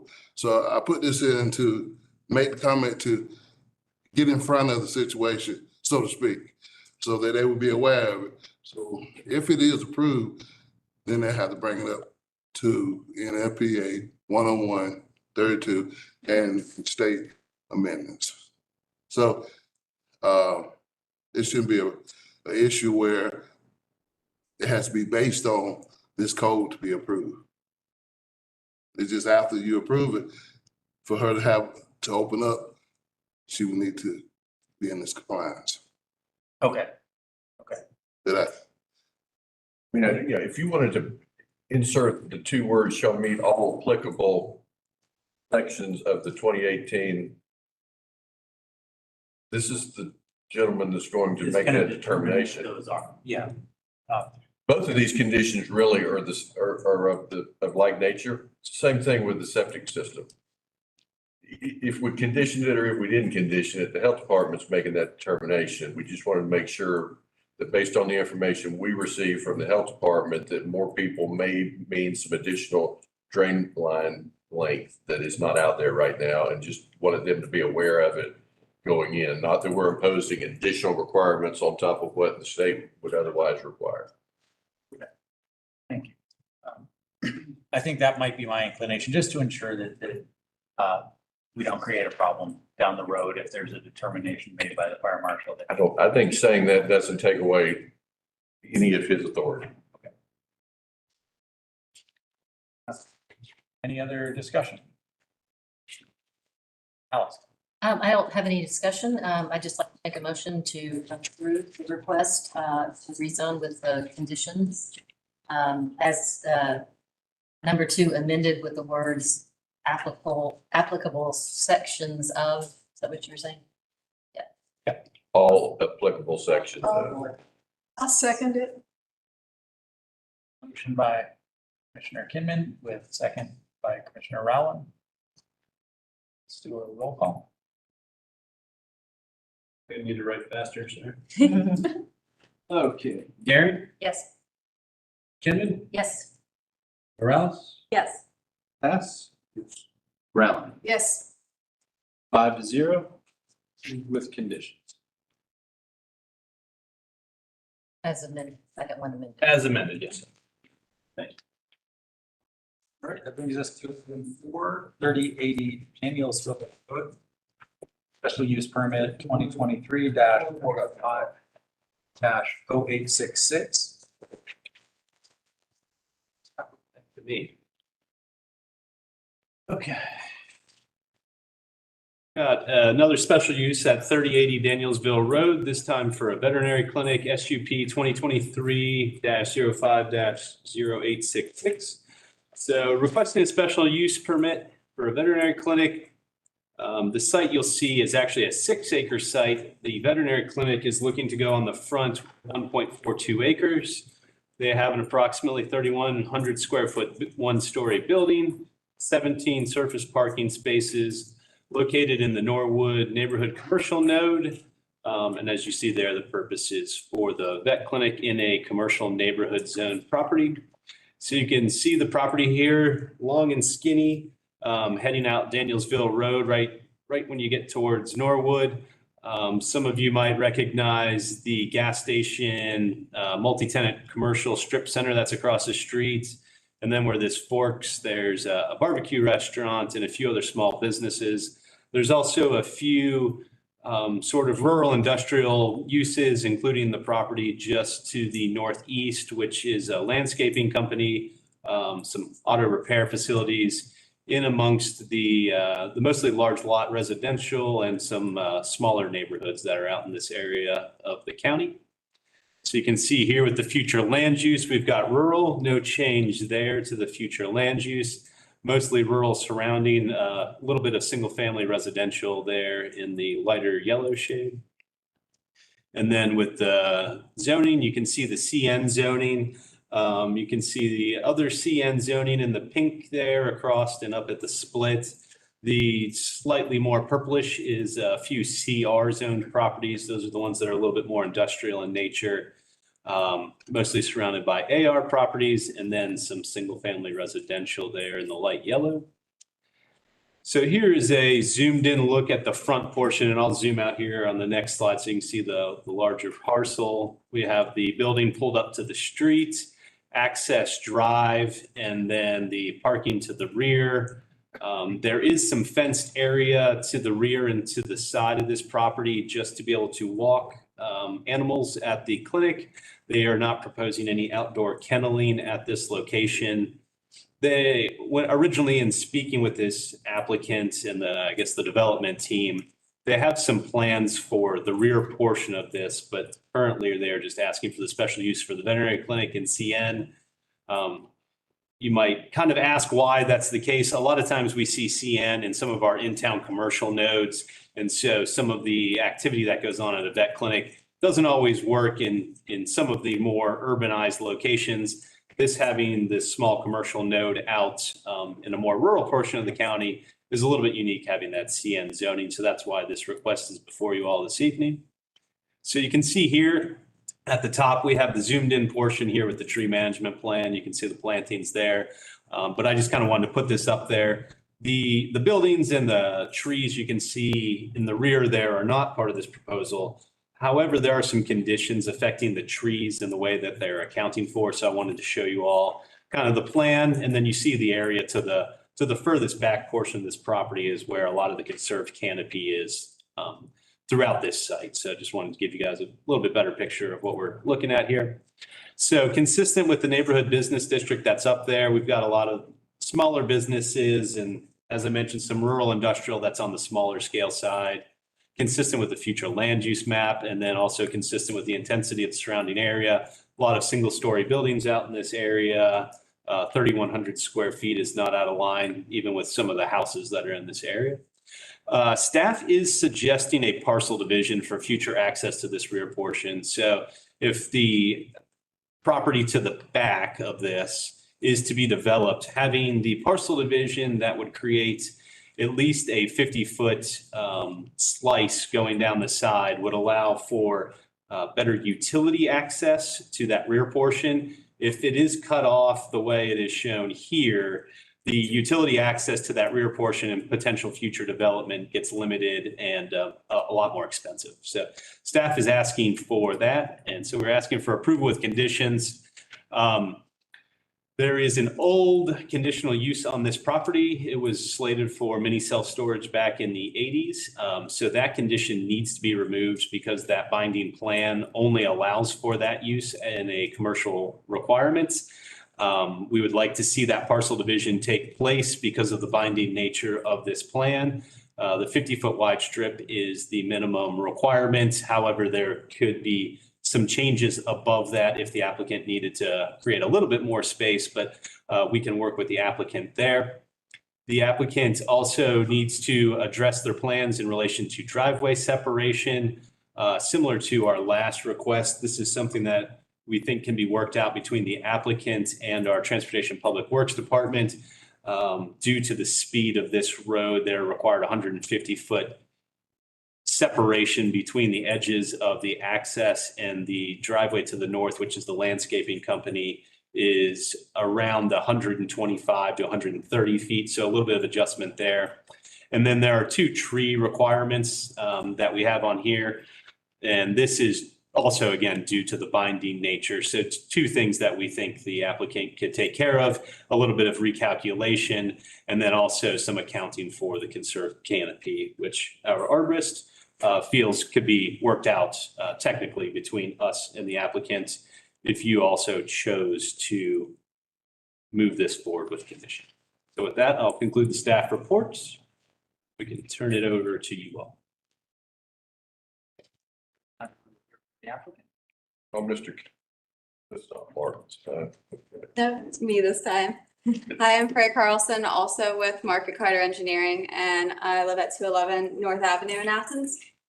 To address the conditions, the mini warehouse would need to be removed for this to continue forward, and much more attractive to have veterinary clinic opposed to the mini storage next to the residential development.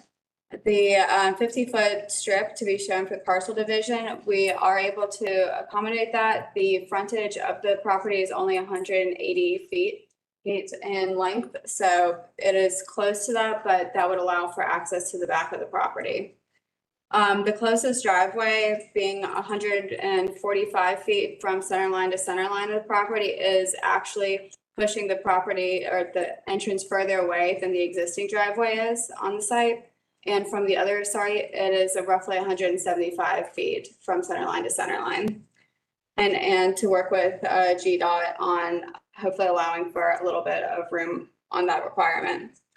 And for the management of the canopy, there was like a slight error on the 15% calculation, which will be amended. And the canopy shown, if you would please go back to the trees, go with the trees.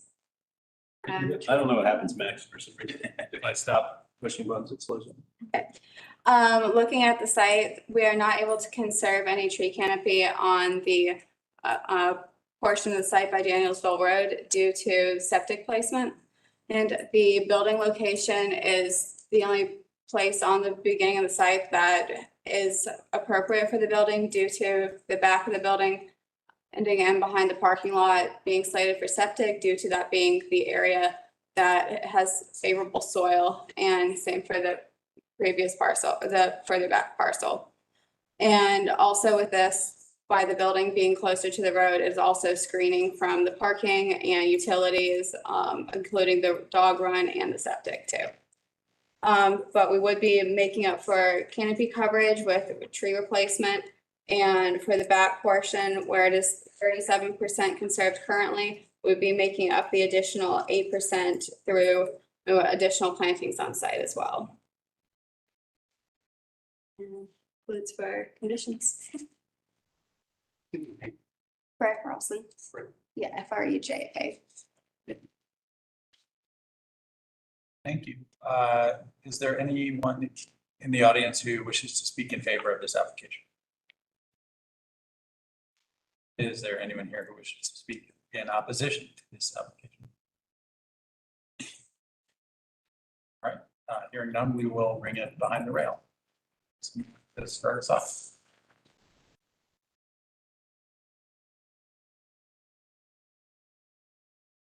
So I was curious if we, like,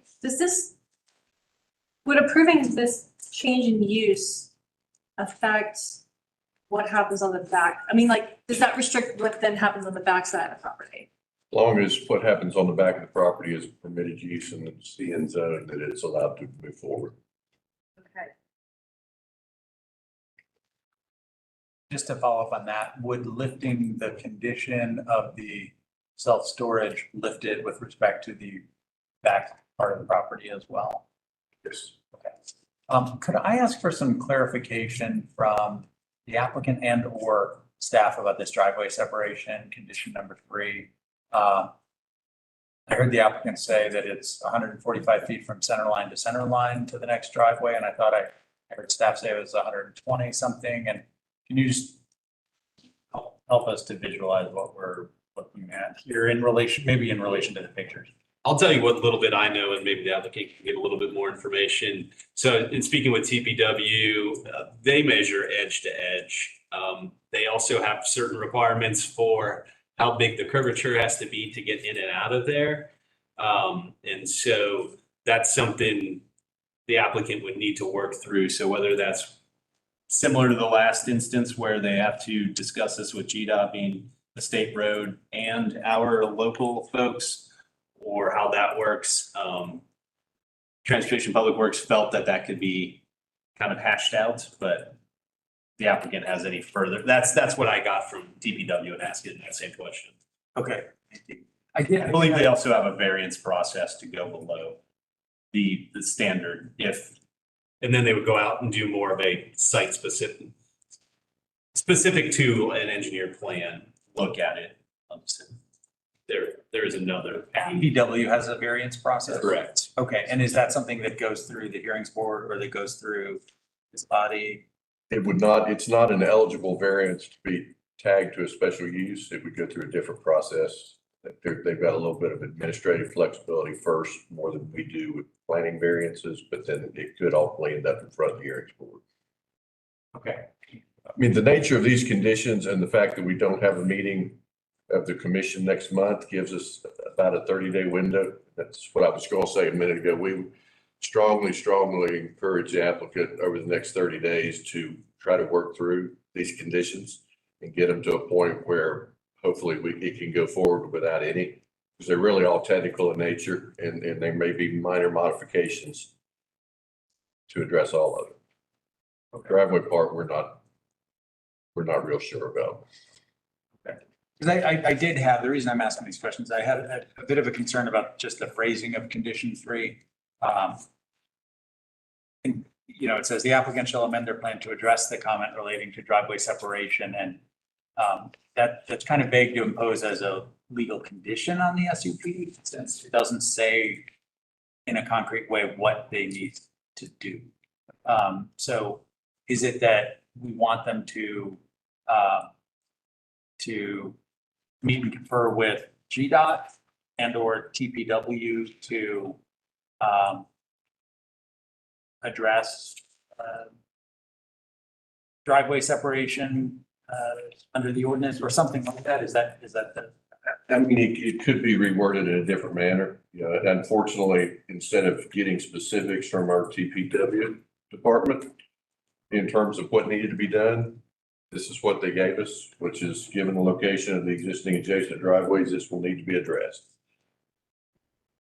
You know, and we're struggling a little bit with landing these conditions in an appropriate manner that are coming from other departments.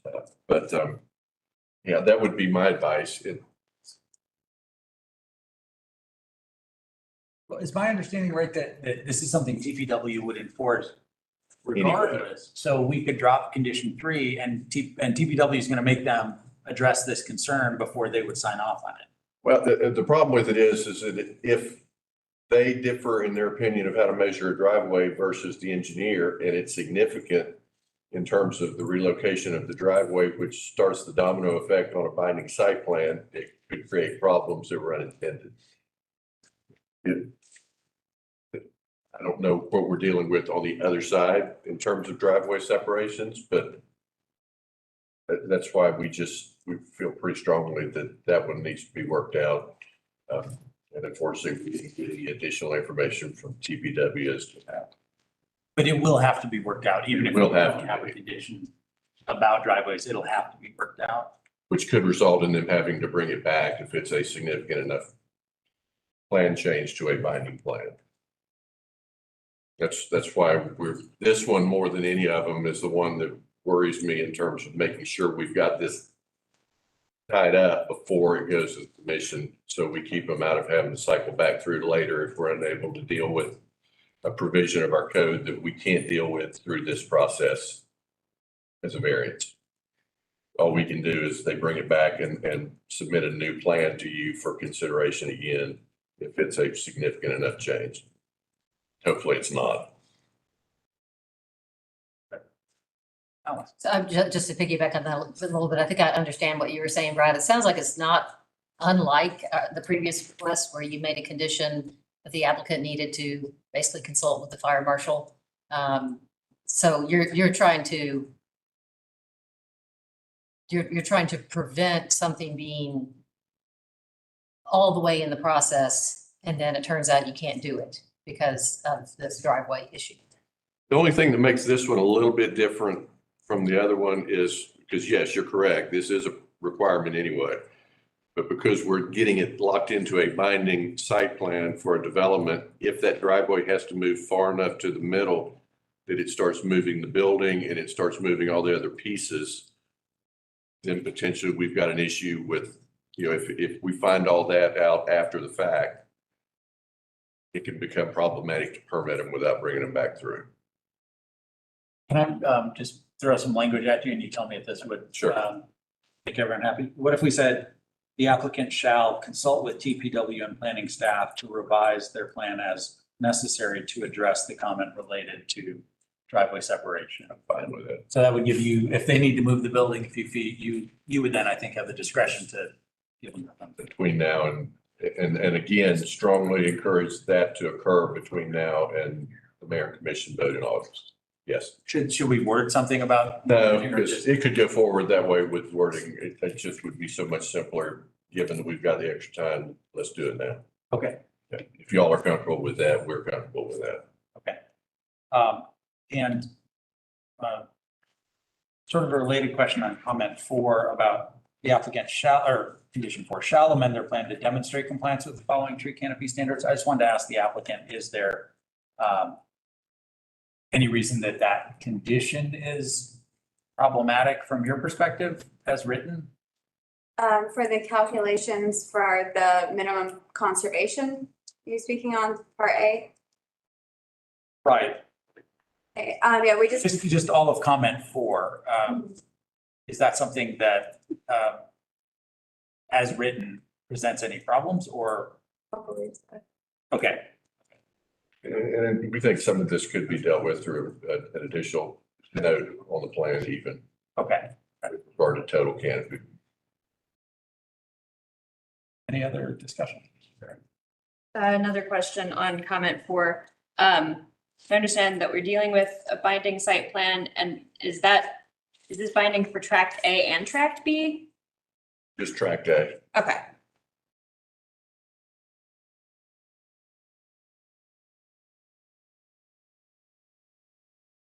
I make a motion to approve with staff conditions, but replacing item 3 with your wording.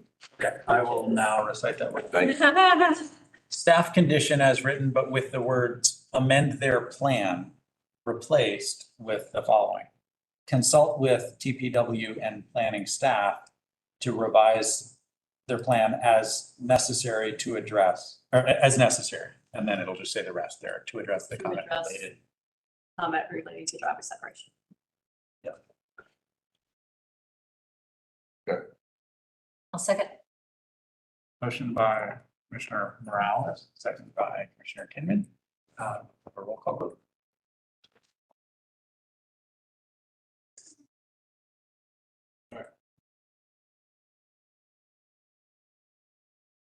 Karen, Yes.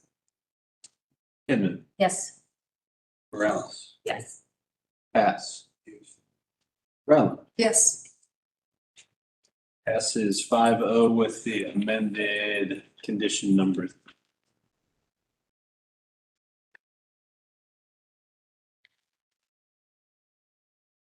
Brings us to item 5 under new business, the text amendment. Name change. Okay, and I will give, the next two items really are going in tandem. We need to act on this one first, and then I'll explain with the last item, which is the street name change, the nature of the condition or the motion that we'll be looking for. For this one, this is a request through the mayor and commission to staff to bring it to you to look at section 915.27, specifically section A, which deals with street naming, the naming of streets. Currently, the wording in A stops. It says streets that are an extension of or are in alignment with existing streets shall have the same name as existing streets. Period. But we're asking consideration to add to the end of that sentence is unless the renaming does not impact any existing street addresses. So in this case, this is the last block of Finley Street before it hits Cloverhurst. There are no active addresses on that leg of Finley between Baxter and Cloverhurst. And so with this text amendment or recommendation for approval of this, it would then free you up to consider and make a motion on the street name change. Without this being done first, you would be being asked to act on something that's not compliant with the ordinance. Normally, we run these a couple months apart, but given the nature of this item and the very real passion of our commission, and Saul came from the Athens Justice and Memory Project and made the recommendation to the mayor and commission, really want to get this done. And we felt like we can assist them by going this route. So our recommendation to you would be to add that unless the renaming does not impact any existing street addresses to the end of 915.27A. Make a motion to approve. I'll second it. I think everybody in here. is like- Everybody's ready to do it, yeah. Before we have a motion, I think we have to have public comments. Oh, I'm sorry. Is there anyone in the audience who can comment in favor of this proposal? Is there anyone in the audience wishing to speak in opposition? Okay, we'll bring it behind the rail. I'll make a motion to approve. I'll second it. Can I make one quick comment? I think Lennontown Lane is a beautiful name. Sounds great. That is that's a really, even though it's not going to affect any addresses, that's a heavily traveled, especially pedestrian and, students, buses and whatnot, section. And I think it's a really powerful way to remind us where we come from. So I'm with the mayor commission on this one. Let's get it done. This is just on the text amendment. Yeah. Right. Yes. Yes. There's no other comments. Let's have a roll call. Karen, Yes. Inman, Yes. Morales, Yes. Pass. Yes. Brown. Yes. 5-0. Brings us to item 6. Okay, and then item 6 is the actual street name change. What you see here, the southernmost block of Finley Street, south of Baxter, north of Cloverhurst, from Finley Street to Lennontown Lane. Our recommendation to you would be for your motion to be contingent on the adoption of the text amendment previously acted on. And then the mayor and commission in August will go in the same order. And we'll actually, if the amendment's approved, we'll have the mayor sign the ordinance before we hold the hearing on the street name. So everything's done in compliance. Is there any one in the audience wishing to speak in favor of this proposal? Is there anyone in the audience wishing to speak in opposition? All right, we will bring it behind the rail. I'll make a motion to approve the change. Second. Motion by Commissioner Rowland and second by Commissioner Morales. Any discussion? I'll just add to what Alice said and say that this is a lovely symbolic gesture, and although I will not be, I think, voting on this since it seems likely, I strongly support justice and memory project. Should we do a roll call? Or just? I think you just, all in favor. Okay, all in favor? Aye. Any opposed? Okay, motion passes. And that brings us to other business. Planning Commission interim acting chair has no report. Brad, We should still have the appointment of the nominating committee and then Lucy's opportunity to speak. Right you are. In that order. Yes, let's do the nominating committee first. I don't have a report either for you tonight. We will finish with Lucy. Okay, so the next task is for us to appoint a nominating committee to identify a new chair and vice chair for next year. And you had suggested, Brad, that Sarah ought to be on that committee as the outgoing chair. She is the outgoing chair that is not eligible for reappointment. So my recommendation would be to appoint her as one of the two members and then have one of you good folks volunteer to serve. Other than Lucy, she can serve with her. Do you have any volunteers? Well, I'm actually not volunteering. I want to make a comment. I'm gonna volunteer a person around this table. I think that since Taylor is one of the newest planning commission members, it makes a lot of sense for him to work with Sarah, who's more of a veteran. And Taylor probably doesn't want to be chair because not that anybody wants to be chair, but I think that, you know, if someone called up Taylor and said, hey, you want to be chair? He'd say, let's wait till next year, you know, or something like that. But if he'd be willing to do it, I've been on this committee before. It takes very little time out of your day. So I would, if Taylor's willing, I would like to, Taylor, nod your head, say, Alice, that sounds like a great idea. You have good ideas. And I'd like to make a motion that we appoint Sarah Beresford and Taylor Pass to be the appointing committee for the next PC chair and vice chair. I second that. Or we do it by acclamation. Yeah. I'll give you my crown. That's right. Lucy always, again, what are we gonna do? And she always corrects us. We'll be fine. All right, we have a motion by Commissioner Kinhan, second by. It's either that or acclamation. You can do it by acclamation. Move the nominations be closed and that'll be that. Yep. All right. That's it. Yes. Yep. Thank you, Taylor. So, Taylor. thank you, Taylor. I could have picked on Monique, but she's not here. That would have been more fun. Y'all came on at the same time, right? Yeah, both, two people who have not. I should have done that. I just thought, no. All right, I'll yield the floor to Mr. Rowland. Okay, this won't take long, I promise. I have made, for the last month, I have made a laundry list, taking things off and added to it, and I just want to let all of you know what happened in the last 35 years. It's not gonna take long. No, it won't take long. In 1988, the newly elected mayor of Athens, Dwayne Chambers, called me up and he said, would you do me the honor to serve as my appointee to the Planning Commission? At that time, only one other woman had ever been on the Planning Commission, Marilyn Farmer. And I said, yes.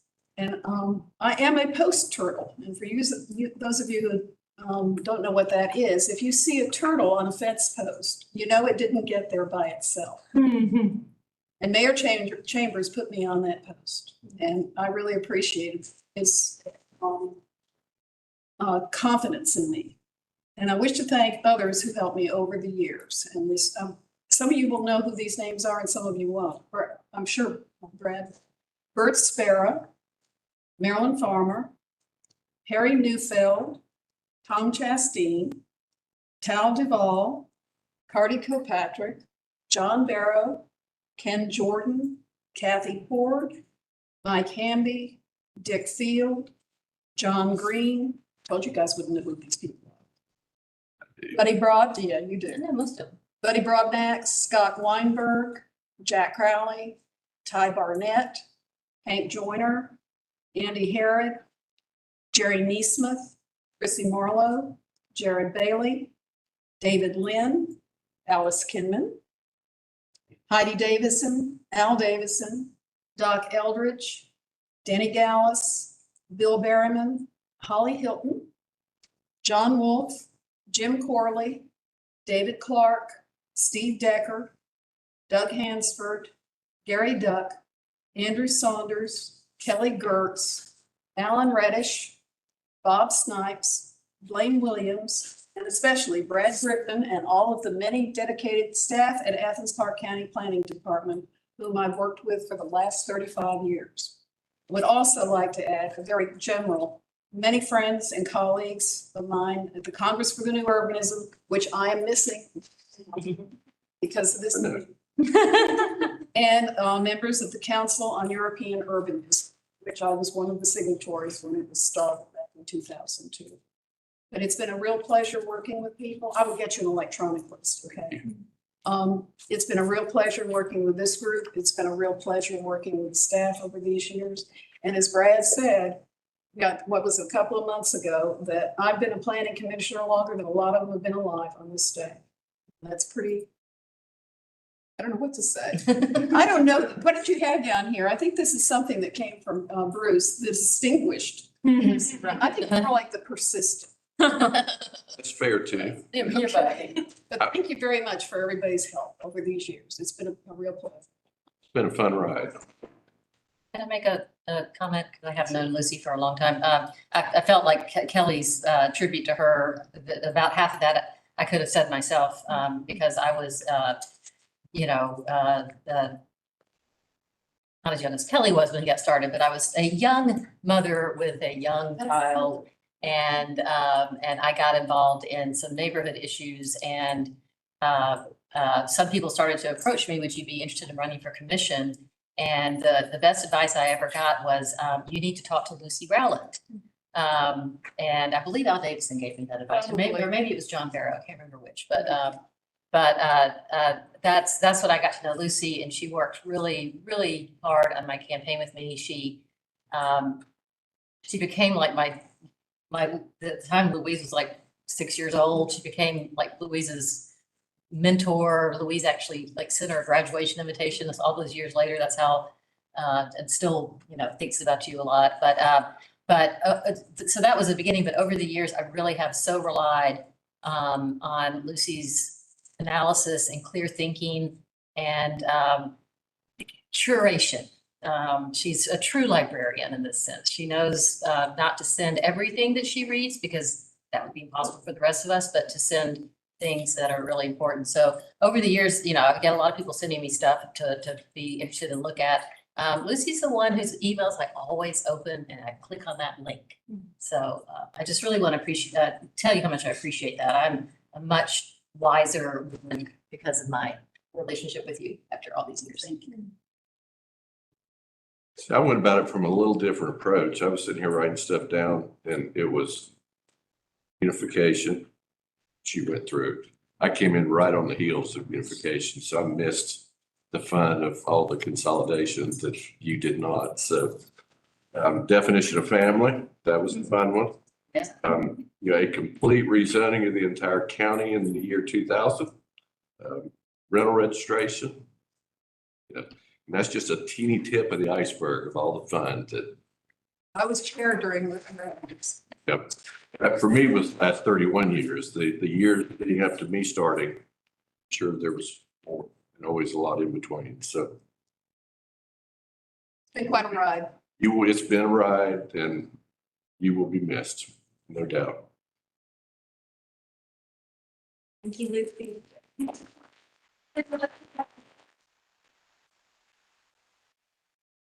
Would Lucy like to make a motion to To adjourn? adjourn? I certainly would. Right now. Oh, please. Second. I'll second. Grudging second. Alice, all in favor? Yay. Yay. Right. Thank you all very much.